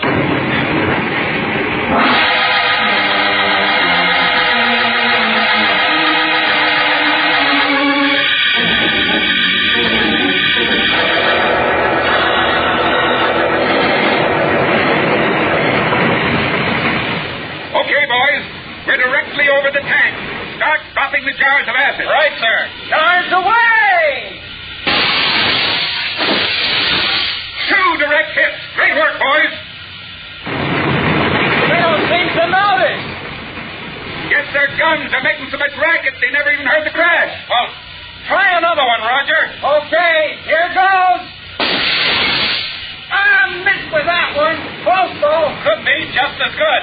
The acid will splash up against the tank's bottom. Follow the tank, boys. Stay directly over it where they can't spot us. And be sure you don't get any acid on your spacesuit. Okay, sir. Hey, the right hit that time! We've got to stop that thing before it gets the men. It's a miracle they've managed to escape so far. There's one man down there who's not escaping. Look at him, Tom. He's on nuts. Running right toward the tank. It's Malvern. I guess he expects the tank to stop and pick him up. They're not stopping, not even slowing down. Ran right over him, his own pal. Colonel, that's something else. The tank's in trouble. Look at that smoke pouring out of the engine. It's working, boys. They're losing control. The acid's working. Uh-oh. Look at the hatch. It's opening. A perfect chance. Drop another jar. Fast. Mine's gone. Oh, I just dropped my last jar. Me too. Then we're in trouble. They've spotted us through the hatch. They're trying to angle their guns up high to knock us down. Look out, they're backing. That gives them enough elevation. Jupiter has got a train full on us. Why not dodge? We'll never make it. Miss! And that gun will never fire again, sir. It's out of commission. The acids have knocked out the controls. That goes for the whole tank, boys. Those space rats will have to come out and fight on even terms now. Them, they don't like that idea. Look at them, piling up with their hands up. Colonel, we've done it. We've won. Yes, Tom, we've won. The whole universe has won. Boys, thanks largely to you, Rhea will remain, for all the world, the satellite of light.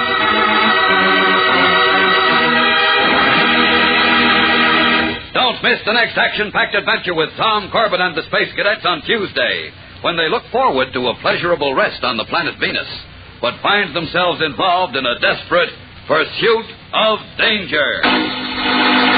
Tune in, same time, same station, for the next thrilling interplanetary adventure with Tom Corbett, Space Cadet. Brought to you by Kellogg's Pep, the build-up wheat cereal.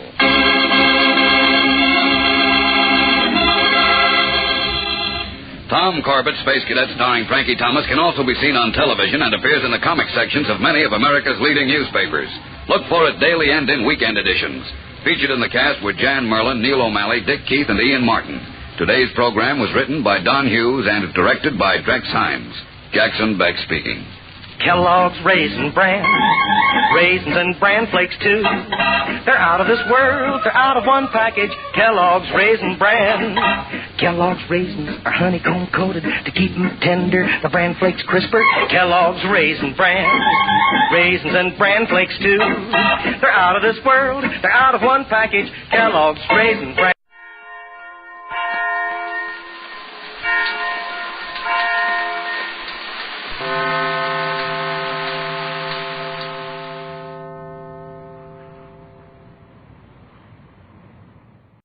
Tired of the everyday grind? Ever dream of a life of romantic adventure? Want to get away from it all? We offer you Escape. Escape, designed to free you from the four walls of today for a half hour of high adventure.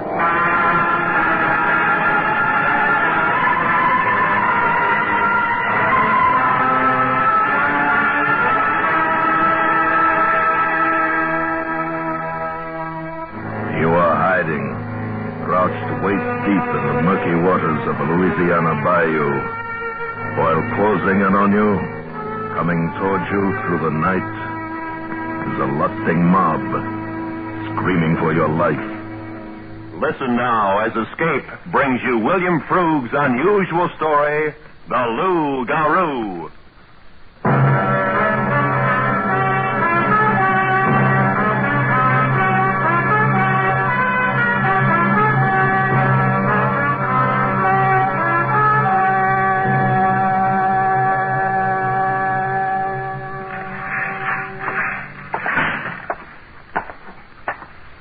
Morning, Gus. Monsieur Legrand. Going to be a hot day today. Oui. You shrimp nets filled? Where is Marie? Marie? Where is your daughter, Marie? Oh. He's delivering some medicine to Brother Coxey. He don't feel well today. You mean he's drunk? I wish to talk to you about Marie. Yes, Gus? You have heard the village talk? No. I am worried for her. Worried? Why? Oh, she's been seen again on the levees with the stranger. Oh? I didn't know. There is bad talk about the stranger. What do they say? Oh, it is bad talk, Monsieur Legrand. Tell me, Gus. Tell me. They say the stranger has killed Pierre's baby. Pierre? Gus. I know the bayous, monsieur. Strange things happen. But this thing is... No, I don't believe it. It is not what you believe, but what the others believe. That is true. I have come to warn you. About my Marie? She is young and pretty and headstrong. I would not like to see her harmed. Now I have warned you, Monsieur Legrand. We cannot protect this stranger. But, Marie... Oui, Gus, I will tell Marie.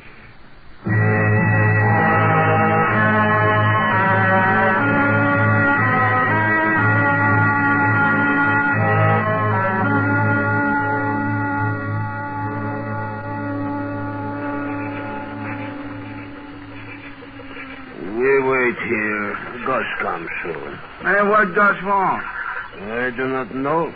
He said he's important. To be a pilot. That is life. No, not you, Taco. You smell too much like shrimp. What is wrong with shrimp? Well, pilots smell like hair tonic. There's a big difference. My cousin is pilot. He go on the boat to New Orleans every month. I've been in New Orleans. Pilots, smart fellows, Willie. They make big money. Yeah. I get there plenty of women, I bet. Yeah, plenty everything. To be a pilot. That is a lot. Yeah. Oh, here come Gus. Bonjour. Hello, Gus. Hi, Gus. Where's the wine? Mosquitoes. Here, I have some wine.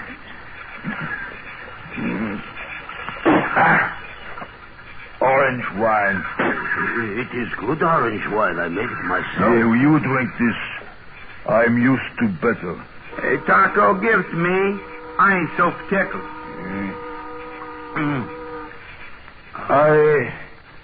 I just come from Pierre's house. How is little Trapper? Oh, angry. Very angry. Well, what's the matter? Ain't he getting enough for his muskrat? His baby is dead. Dead? Oui. Oh, he got 11 more. Oh, I'm sorry for Pierre. He was swamp fever. Oh, do not be so sure. What do you mean, Gus? There are other ways for babies to die. What you getting at? Taco. Yes, Gus. You have seen the stranger? Tall one, quiet one. Oui. Hey, I've seen him. Walking down Levitt the other night with your gal, Marie. I warn you. Hey. I have seen him, Gus. Pierre's baby took sick the night the stranger come. Huh? Oui, that is right. That was the same night I lose my car. Remember? We all looked. I remember well. The car just disappeared. The night the stranger come. Hey, the night he come. An animal disappeared. The baby gets sick. There is only one way this can happen. Hey, I seen a ghost once in the swamp. This stranger, he live in the swamp. An animal disappear, baby die. What evil creature can do this, Taco, huh? What evil creature? Caro. Werewolf. Loup-garou. Gus, what will we do? We are in danger. Well, we do one thing. We'll fix him before he fix us.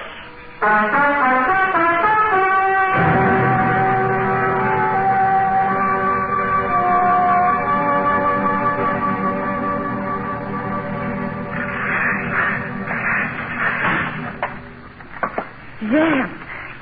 Oh. Hello, Marie. You come to see me, no? Come to buy me some salt. Oh. We have salt. Marie, we have a customer. Oh, you're here. Oui, Papa. It's Zeb. Mm-hmm. Come to buy me some salt. Papa, Zeb from Mississippi. It's hot there, too. Ain't it, Zeb? I don't mind it none. You, like the bayous, Mr. Zeb? I reckon. Bayous got strange ways. Zeb's going to be a big farmer someday, Papa. He's learning to grow things in the swamps. In the swamps?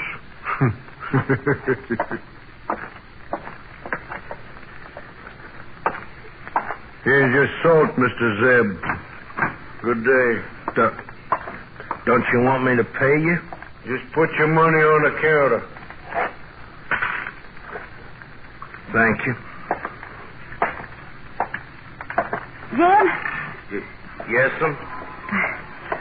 We walk again on the levee? Well, Tonight? I reckon.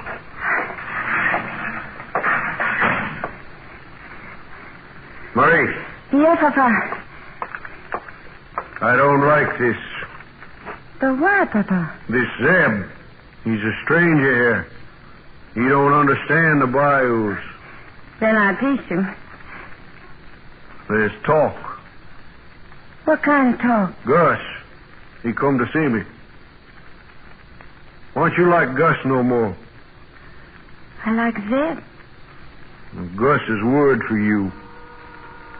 He says the village don't like Zeb. Gus is jealous. Well, there are others. They all say Zeb is evil. I don't believe it.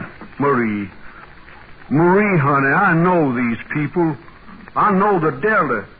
You gotta promise me you won't see this Zeb again.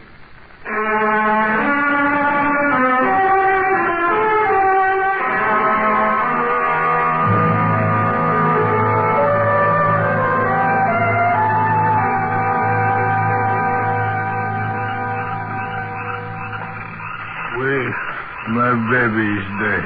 I am sorry, Pierre. And you saw him near your cabin the night the child took sick. Did you not, Pierre?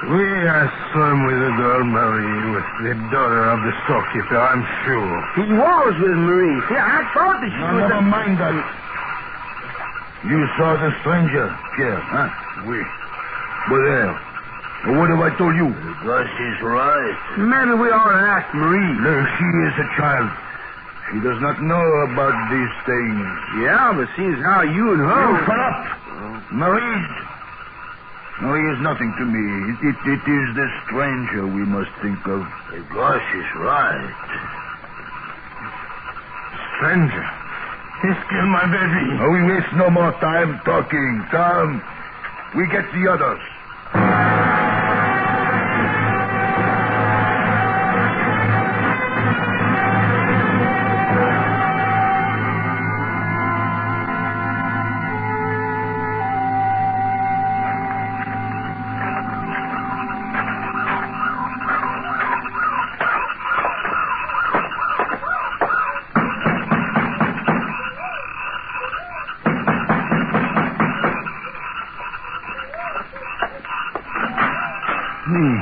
Is that you, Zeb?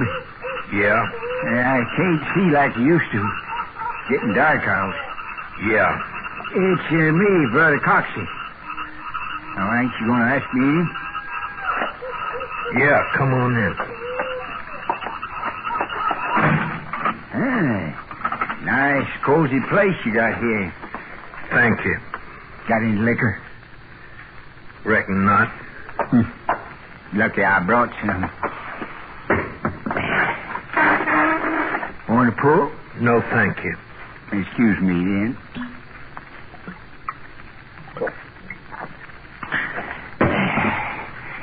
I come to talk to you, Zeb. Yeah? There's trouble, Zeb. Bad trouble. Been brewing a long time. Why are you telling me? Brother Coxey's your friend. I come to warn you, son. I don't need no warning. Then you hear it? Reckon I did. What you gonna do? Ain't gonna do nothing. Yep. This ain't no ordinary trouble. Crops is bad. There ain't been no rain. The people are stirred up. This is my land. I aim to stay on it.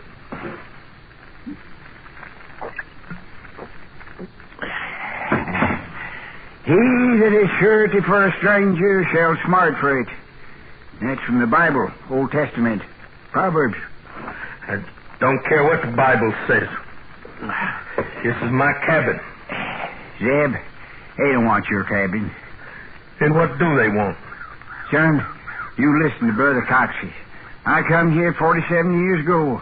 I come to do good and preach the word of the Lord. And I come with nothing but the shirt on my back and the good book in my hand. I can't read no book. There's good people here. But they got their ways. What kind of ways? They got their notions.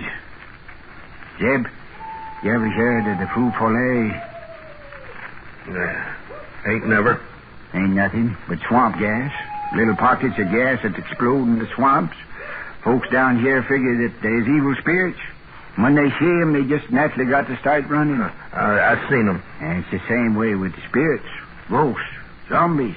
I never seen them. Folks in the bayous have. What's that got to do with me? You ever hear tell of a loup-garou? No. Spirit that can change himself into an animal. What kind of animal? Any kind, feels like. Horse, dog, cow, anything. Is there such a thing? Folks here say it is. Loup-garou kills people. Hope I don't ever see one. Maybe you will, maybe you won't. You got to believe in them first. I don't know. Suppose you was one of them. What? Me? Just suppose. I don't know. That's why you got to leave this place. You talk crazy, Brother Coxey. You drunk? Maybe. You better get. Zeb, folks is saying that you're a loup-garou. Brother Coxey, you better get. Zeb, listen to me. I ain't much for books. I'm just a farmer. I come here for a place of my own. I don't like crazy talk. Son, this ain't crazy. Get. Wide is the gate, and broad is the way that leadeth to destruction. That's book talk again. Matthew said. Get. Just this once, Zeb. Just this once, listen to me. You're in terrible trouble. I can take care of myself. And I ain't moving off my land. Now you get.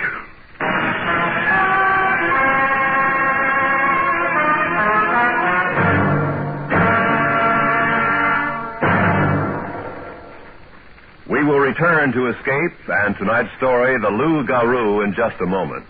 Tomorrow night, don't miss William Holden as a hero beneath the seas in Lux Radio Theater's stirring adaptation of the screenplay Submarine Command. And now, back to Escape.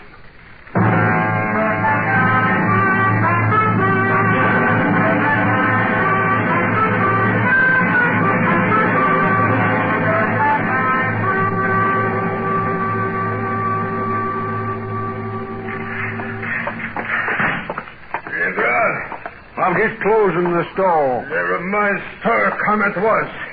Where? The orange packing shed. There is big meeting tonight. What meeting? The village. Whole village. You must come. Why? The stranger. We get the stranger. He has killed Pierre's baby. We must save the village. Go on without me. It is better you come. Yeah. Maybe it is better I come. Papa, what is it? What Tucker say? Not for you. It's about Zeb. Yeah. Zeb. The village is against him. Yeah. What's it done to them? Well, he's a stranger. They're afraid of him. There's more. Papa, tell me. Well, they all say he killed Pierre's baby. Papa. I don't believe him. Papa, you will help him. I'm only one boy. Then you must go at once. I'll try. Papa. Yes? Do you believe Zeb the evil? I don't know. He's not, Papa.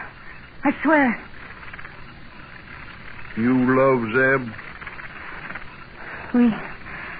I love him. Then I trust what you say. Stop him. You must stop him. Yeah, I'll go. Now, there's danger here, Marie. You stay inside and lock the doors and windows. I'll go to Zeb. No, Marie. You must not go there. Go to Zeb. Marie! Come back! Come back!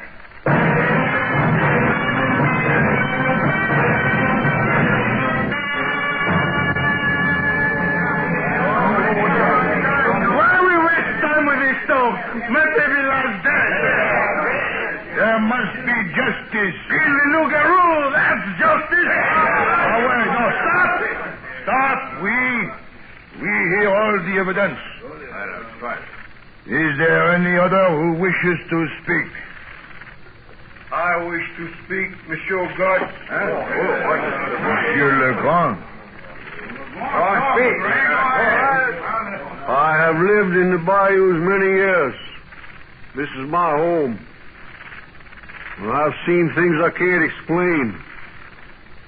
Strange little lights in the swamps, the animals who disappear without trace, the men who suddenly die without reason. These things I can't explain. And I've seen the stranger who calls himself Zeb. And I say to myself, is this man evil? Or do I fear this man because he's a stranger? And the answer is yes. The answer is yes. I fear this man because I don't know him. And that's the only reason. Enough. No. We have heard, Monsieur Legrand. There will be swamp justice. We do not kill. We tie the loup-garou to the stake and let the mosquitoes and the tapanos be the executioners. Justice for the loup-garou!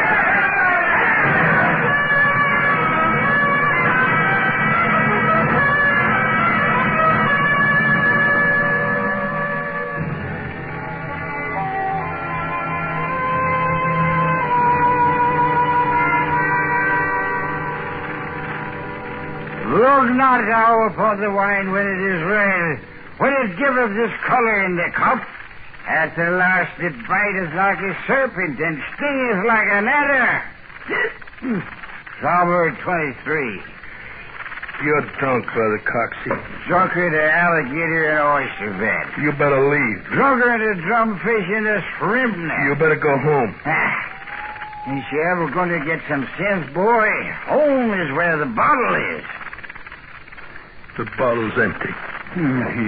Sure it is. 47 years in the bayous and the bottle is always empty. You try, son. You try your almightiest and they just don't listen. You try and you pray that the wrath of God will show them and they just don't listen. Well, they're here. Your company's here, then. They can come. And open that door, boy, and you sign your death warrant. I can take care of myself. What are you doing here? Zeb, we'll go once. I'm staying. Zeb, they're coming to kill you. I got a gun. The whole village, Zeb. And the multitude of counselors there. You shut up. Zeb, Gus is bringing the village to kill you. They say you're a Lookaroo. I don't know no Lookaroo. It's not true, Zeb. I know it's not true. Maybe it is. You better get. I'll not leave without you. Maybe I'm what they say I am. I don't know. You're not, Zeb. It's Gus. He's made him this way. He's made him angry. You better get. I may hurt you like I hurt the others. Brother, help me. Love is as strong as death. Jealousy is Zeb, I beg you. flame. I plead with you. Leave before you kill. Leave for my sake. What? For your sake? For me, Zeb. For Marie. Zeb. Zeb! Drink no longer water, but use a little wine for thy stomach's sake. Timothy 3. If... all right. All right, I'll go. Quickly. Into the swamp. They'll not see us in the darkness. If the blind lead the blind, both fall into the ditch. Matthew 14. I'm covered with. This way. I'll lead the way. I'm covered with you. We'll wait for Brother Cox. We can't wait, Zeb. Brother Cox. Whether thou goest, I will go. When I think I'll nap you a little bit. Zeb, we can't wait. All right. Follow me. Zeb, I'm with you, Zeb. Oh, it's no use. Zeb, please. Maybe they're right. I'm not right, Zeb. Hurry. We're gaining. Maybe I'll give up, huh? I can't find it. You can't, Zeb. Hurry.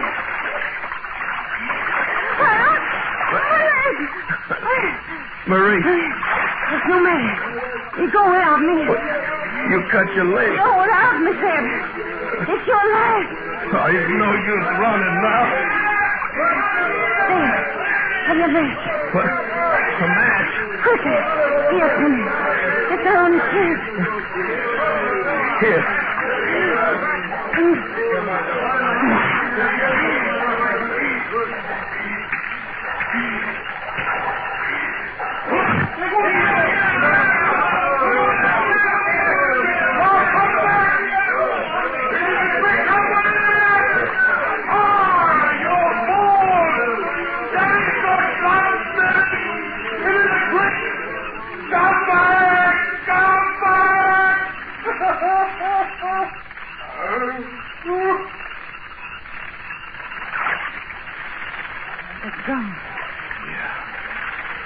I can see you, both of you, where you think you're smart, huh? You make a big fool out of us. Hey, Marie, you make love to this stranger behind my back. You think I don't know, huh? Gus knows. Now I come to get you, my pretty one. Both of you. It's coming, Zeb. I'm ready for him. You do not make fool out of Gus. Zeb, he's got a knife. I get the Lookaroo.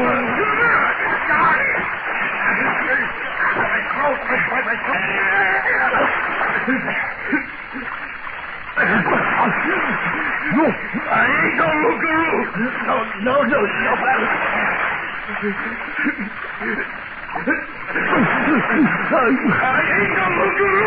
No. I ain't no Lookaroo. No.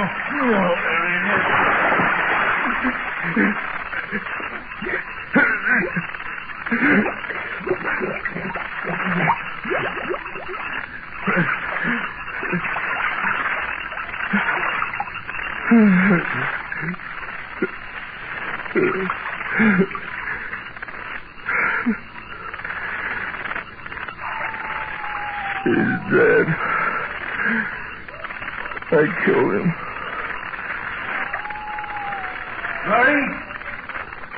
Marie! Yes? Marie, you're not hurt. Papa. Gus is dead. I killed him. Gus came with a knife. He tried to kill them. I see.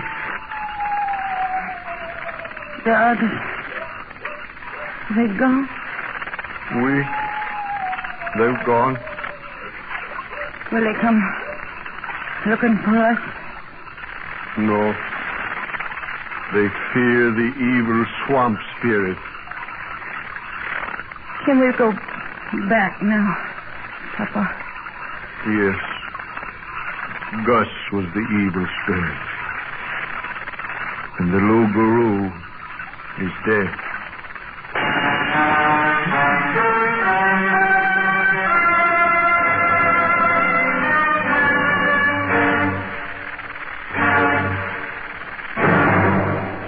Under the direction of Norman MacDonald, Escape has brought you The Loup-Garou by William Froug, starring Bill Conrad, with John Boehner, Georgia Ellis, and Forrest Lewis. Featured in the cast were Tom Tully, Lou Krugman, Jack Crucian, and Don Diamond. Editorial supervision is by John Meston, and the special music for Escape is composed and conducted by Leith Stevens. Next week. You are standing alone and trembling in an ancient cathedral, while outside, somewhere in the night, is the stranger who's been stalking you, seeking out your life. So listen next week when Escape brings you Kathleen Height's strange tale of adventure, transport to terror.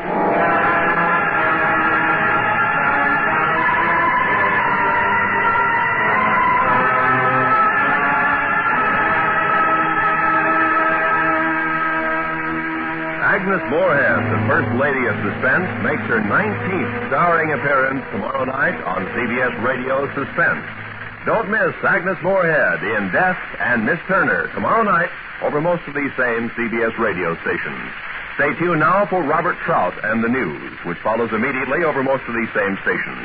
Roy Rowan speaking. And remember, you're invited to Art Linkletter's house party every weekday on the CBS Radio Network.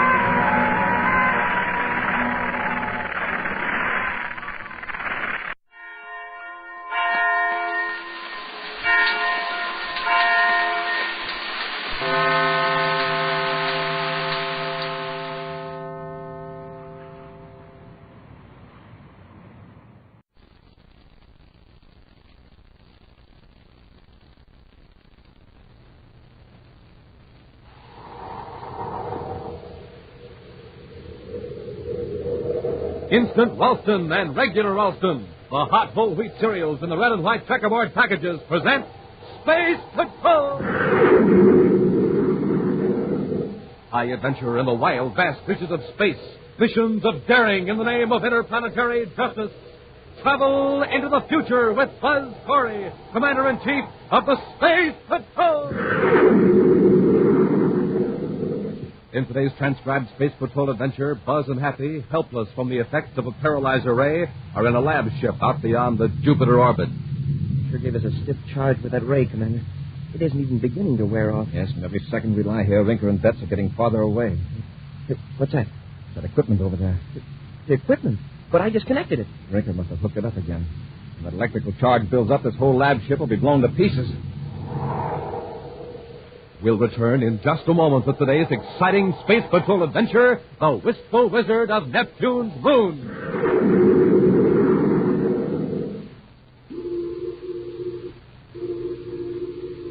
Attention, Space Patrol, prepare for invasion. prepare for invasion. Hey, stop the whistles, stop the bells, hold everything. That's no invasion. That's a gang of space patrollers trying out their new monoview outer space helmets. This is Captain Vic Tufeld, Space Patrollers, right here to tell you all about the new and sensational monoview outer space helmet. The terrific helmet all of you can have for your very own. A whole foot high. It's got a sensational one-way eye plate that you can see out of, but nobody can see you. And when you look out that magic strata viewer, it's just like looking out at another planet. Everything has a strange and weird purple glow. It's built for real space patrollers, too. It has 2 full-size, real-for-sure-looking oxygen tanks and tubes printed on, and a gleaming lightning flash hood. Now, just think of the fun you can have with a monoview outer space helmet of your very own. And here's how to get it. Just buy a box of good hot Ralston. Then, with your name and address, send 25 cents in coin and the instant or regular Ralston box top to Space Patrol, Box 686, St. Louis, Missouri. That's Space Patrol, Box 686, St. Louis, Missouri.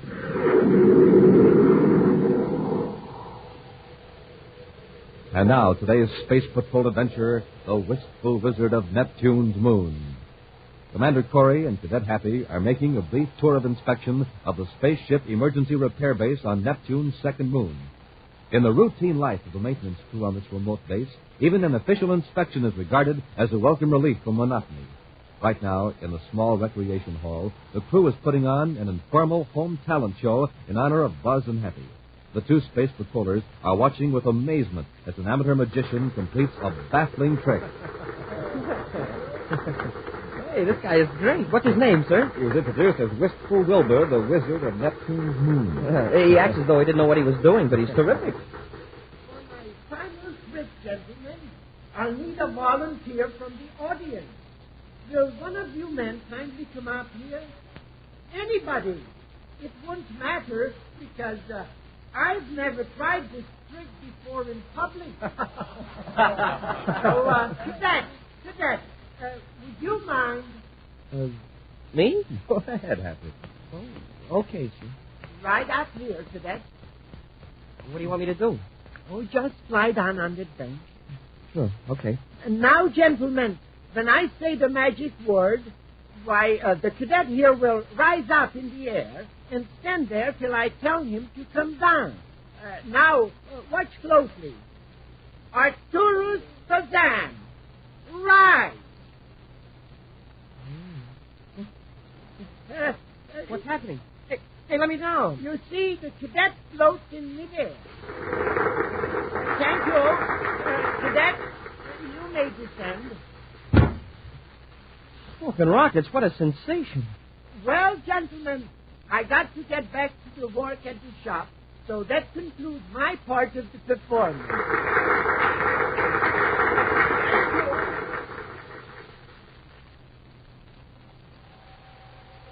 Later that evening, in another part of the repair base on Neptune's second moon, 2 men wait in a neat, well-equipped shop. Vince, you can't be serious about this fellow, Wilbur, what's his name? Corbett. Wilbur Corbett, I tell you, he's a wonder. What you've described is impossible. You've been taken in by a few sleight-of-hand tricks and optical illusions. You're just a good amateur magician, nothing more. Linker, haven't you heard of telekinesis, the control of physical objects by the human mind? Sure, the theory's hundreds of years old, but it's never been proved. Yeah, just the same, there are lots of intelligent scientists who believe it can be done. Well, maybe. But I'll have to see it to believe it. You saw it tonight in the recreation hall. A trick, an illusion. All right, have it your way. But you'll have to admit that Wilbur Corbett would be mighty useful to us if he can move objects without touching them. You seriously think he could take that microfilm from Lauren Wilson without Wilson being aware of it? That's right. And without being suspected. Suppose Crawford won't agree to try it. Leave that to me. Now, let me do the talk. The Wistful Wizard of Neptune's Moon. Sorry it took me so long to get here, gentlemen. I had a hard time getting away from the gang at the rec hall. Ah, that's all right, Corbett. Hey, nice act you put up. Oh, it's nothing really. But you gentlemen didn't come here to discuss the magic act, did you? You said something was wrong with some of the instruments? Yes, that's right, Crawford. The calibration is all off. The calibration? Why, that's impossible. I checked them carefully on the testing equipment right here. Yes, Crawford, the calibrations match perfectly when you run it. Unconsciously, your mind controls those instruments. They register exactly what you as a skilled machinist know they should register, even when they're out of adjustment. Let's face it, you have a strange and rare power that can move solid objects just by thought. Yes. Isn't that right? Yes, but please don't tell the foreman. I wouldn't be able to work here. Harper, how would you like to work for Mr. Rinker and me?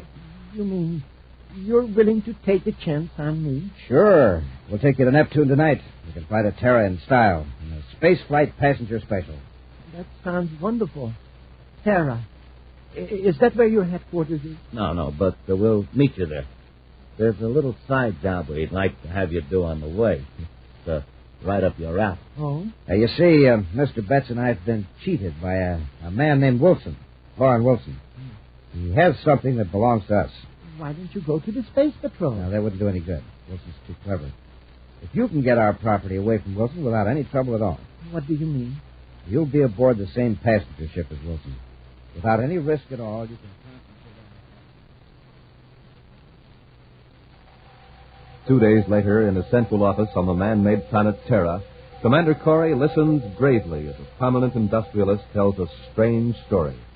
At a nearby desk, Cadet Happy takes notes. Those are the facts, Commander. The reel of microfilm definitely disappeared while I was aboard the Spaceflight Express between Neptune and Terra. And the sealed can containing the microfilm was in your inside coat pocket at all times. Yes, Commander. You say this microfilm contained a detailed description of a new ion exchange process. It's a formula that's worth millions, Commander. It would revolutionize manufacturing in several basic industries. Is there a possibility that someone outside of your trusted associates knew about this process? One man may know about it, but you can be sure he wasn't on that spaceship. He could have an agent. Who is this man? His name is Anson Rinker. I've learned he's on Terra. I had the misfortune to have some dealings with him a year or so ago. What kind of dealing? He operates a lab ship, a pretty well-equipped one. I hired him to do a little field work for me. I fired him when I found him analyzing my private papers instead of chemicals. Well, there's one way to find out if Rinker knows anything about the missing microfilm. How, sir? Ask him. What's his address?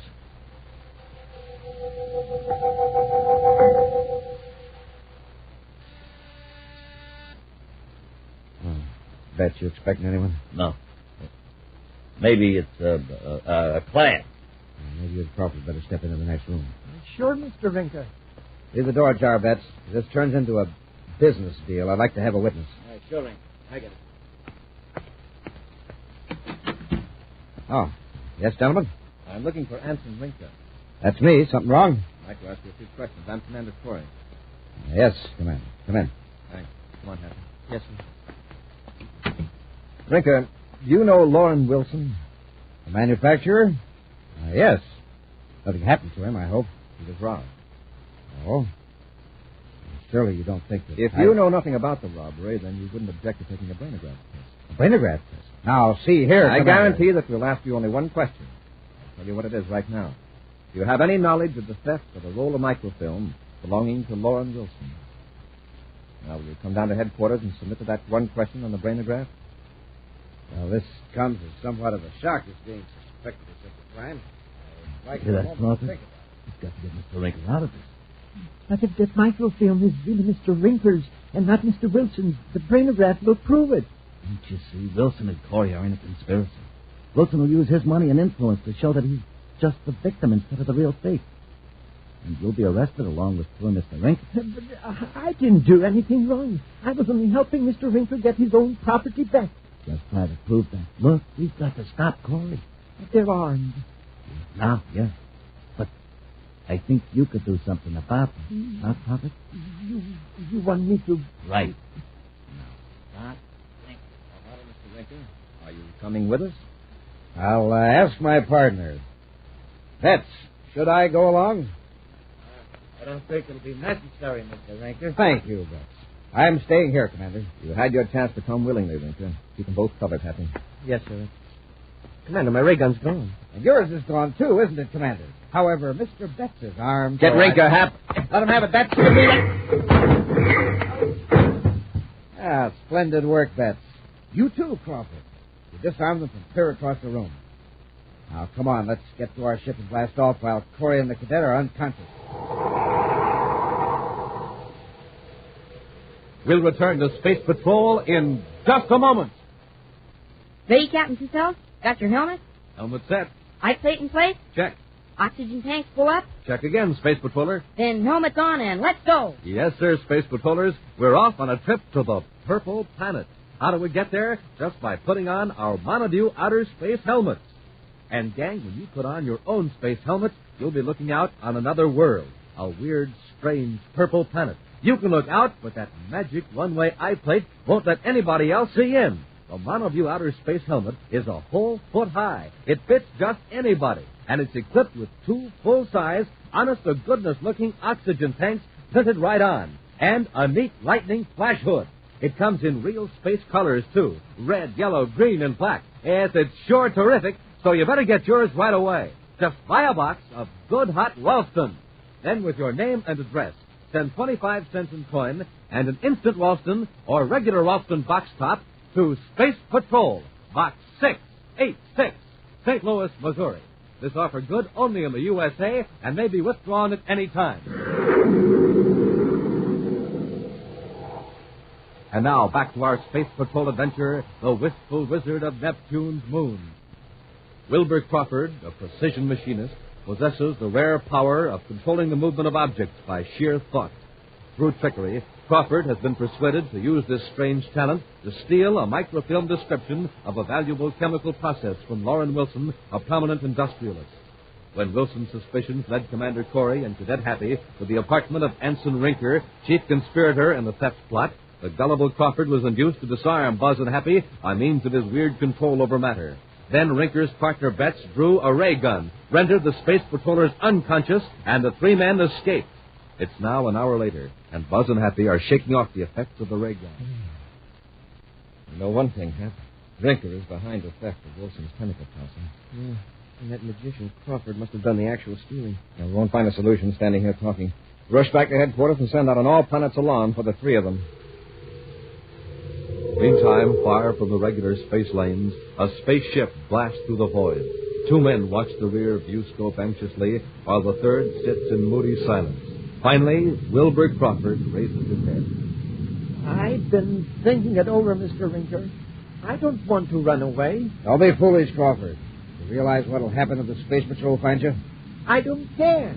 I'm willing to take my chances with the Space Patrol. Look, I know you don't like being a fugitive, but don't worry.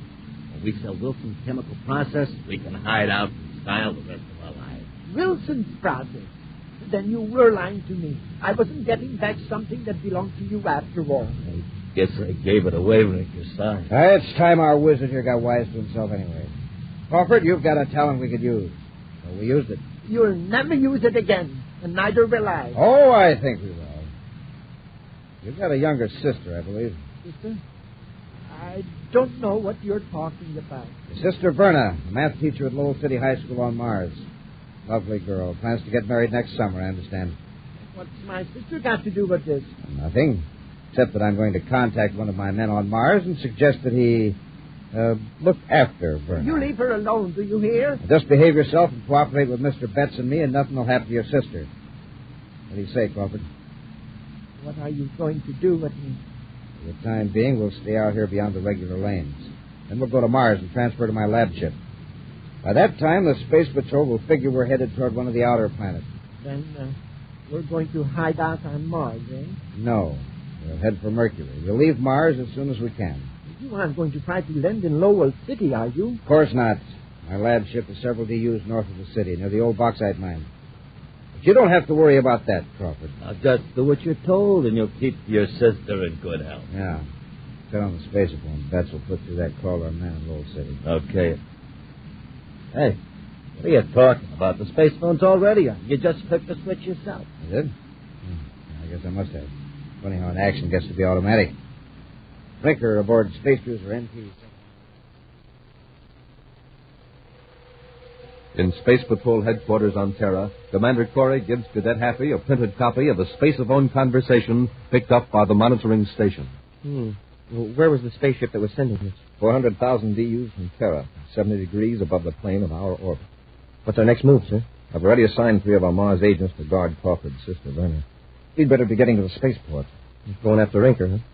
I figure we've got time to reach his lab ship north of Lowell City before Rinker gets there. We'll give him a surprise party. What about our ship? Suppose there's no place to hide it near the mine. We won't try to hide it. We'll pick up a pilot in Lowell City and have him drop us off near Rinker's hideout. Come on, Happy. The Martian sun is low on the horizon when a private cruiser blasts into the thin atmosphere and heads for a gouged and furrowed area north of Lowell City. After a careful check in all directions, Ensign Rinker sets the cruiser down in the red dust close to a lab ship. In an aft compartment of that ship, Cadet Happy presses a sensitive instrument against the bulkhead while Commander Corey slowly regulates a dial. In the ship now, that was the hatch closing. When do we jump in? I want to find out for sure whose side Crawford is on. We're blasting off.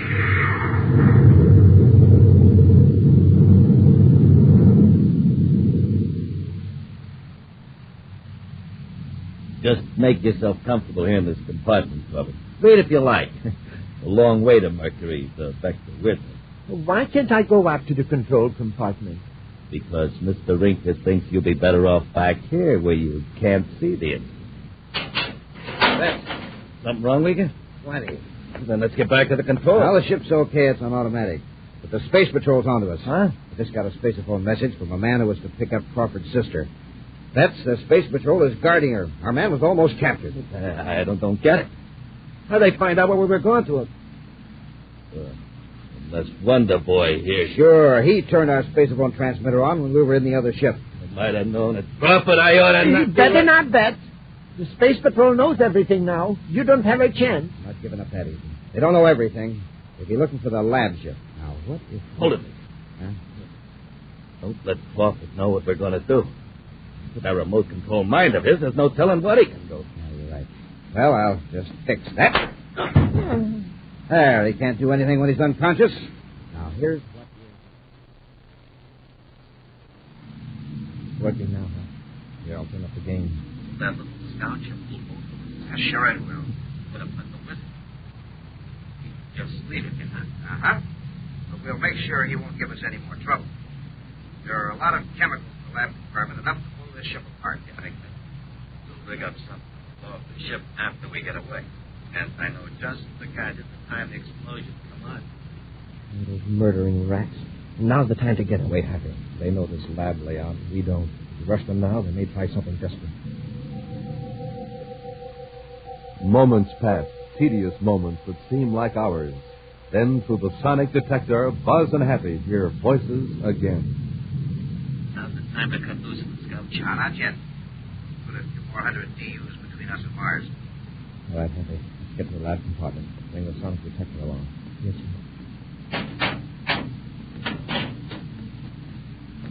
In here, Happy. Shut the door.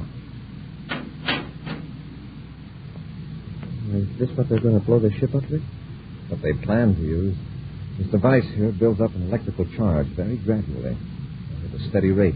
When it reaches a certain intensity, the charge is released into these chemicals. Wow. Sort of a time bomb. Exactly. Pull that switch, Happy. Yes, sir.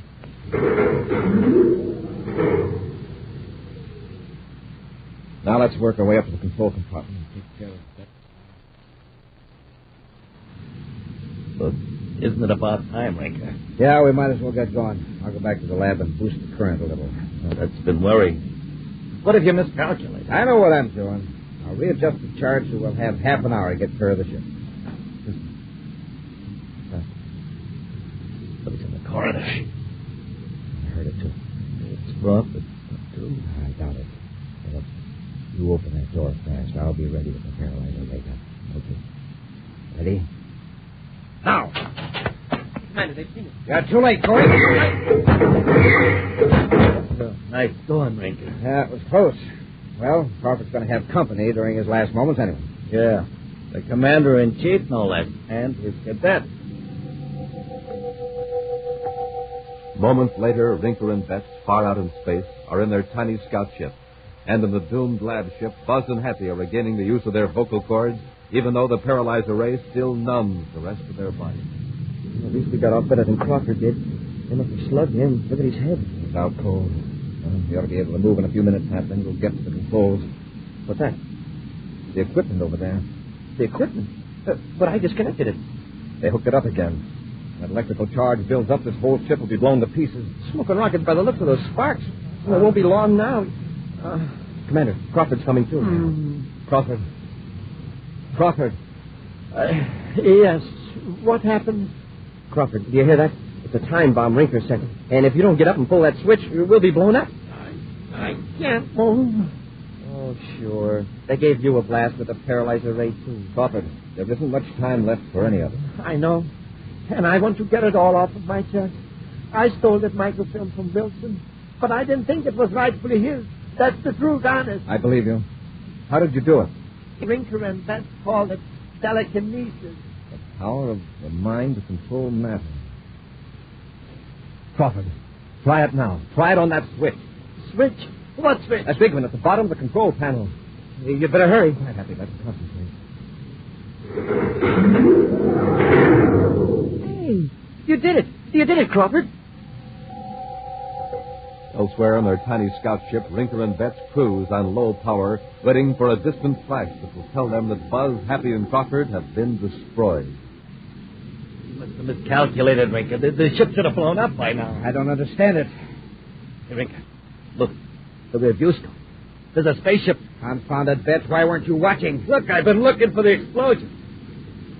The lab ship. Our lab ship. Now, don't get panicky. We can probably outmaneuver him until Thacker gets here from Mercury. Yeah. What's wrong? The controls won't respond. Do something, Rinker.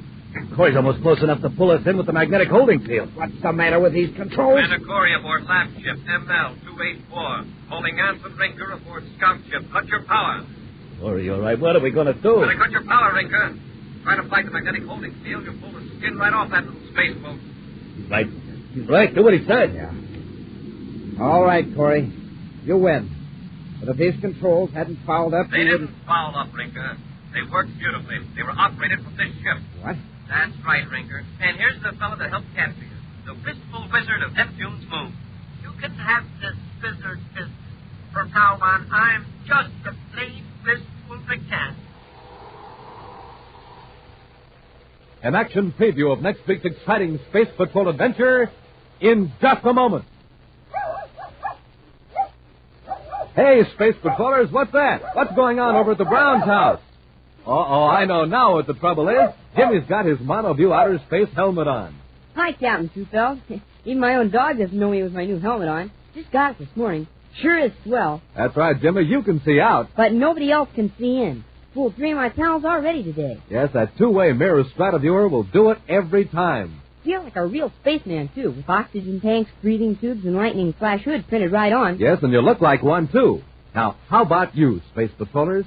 I bet you'd all like to have one, wouldn't you? Well, all it cost you is 25 cents. That's right, only 25 cents, and the top from a box of instant Ralston or regular Ralston. Yes, sir, gang, just a quarter and a box top for the sensational, terrific, full-size monoview outer space helmet.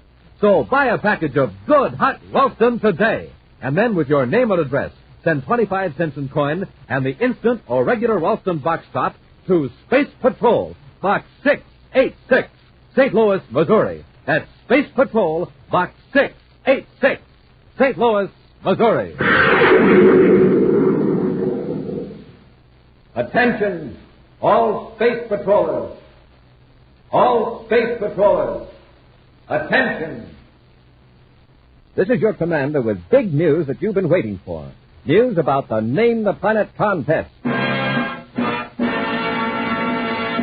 Next week, you'll hear the name of the grand prize winner in the Name the Planet contest. Yes, in just 7 days, you'll know the name of the space patroller who wins my rocket ship and $1,500 cash. And who knows, it may be you. So stand by and be sure you're listening to Space Patrol next week for the name of the grand prize winner in the great Name the Planet contest. And now, a preview of next week's exciting Space Patrol adventure. Commander Corey, at the controls of the Terra 5, pilots the ship close to a strange, disc-shaped object floating above the planet Venus. Cadet Happy is on the disc in a spacesuit, reporting to the commander by spaceophone. Can you make anything out of those controls and instruments, Happy? Well, no, sir. They're nothing like you'd find in a spaceship or artificial satellite. And besides, they're not even connected. The disc seems to be defying gravity. Don't touch anything, Hap. You see, these wires are just hanging loose. It looks like they've been yanked away from... Hey, Commander, what's wrong? The disc is falling toward Venus. Be sure to join us next week for the thrilling story In the Claw of Venus, when Instant Ralston and Regular Ralston again present Space Patrol! Space Patrol, created by Mike Moser, starring Ed Kemmer as Commander Corey and then Osborne as Cadet Happy, was written by Lou Houston, produced and directed by Larry Robertson, executive producer Mike Devery. Other players were Bela Kovacs, Norman Jolly, Ken Mayer, and Stephen Robertson. Dick Tufeld speaking. Now, don't forget to tune in next Saturday and every Saturday when Instant Ralston and Regular Ralston again present Space Patrol!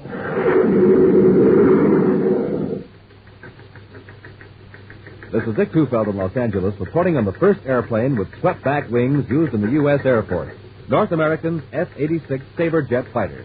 In a moment, we'll hear from George Welch, the famous test pilot on the Sabre jet. The Sabre is 37 feet long, weight 8 tons. Wings are swept back at a 35-degree angle. Top speed more than 650 miles per hour. Now, George Welch recorded at Edwards Air Force Base.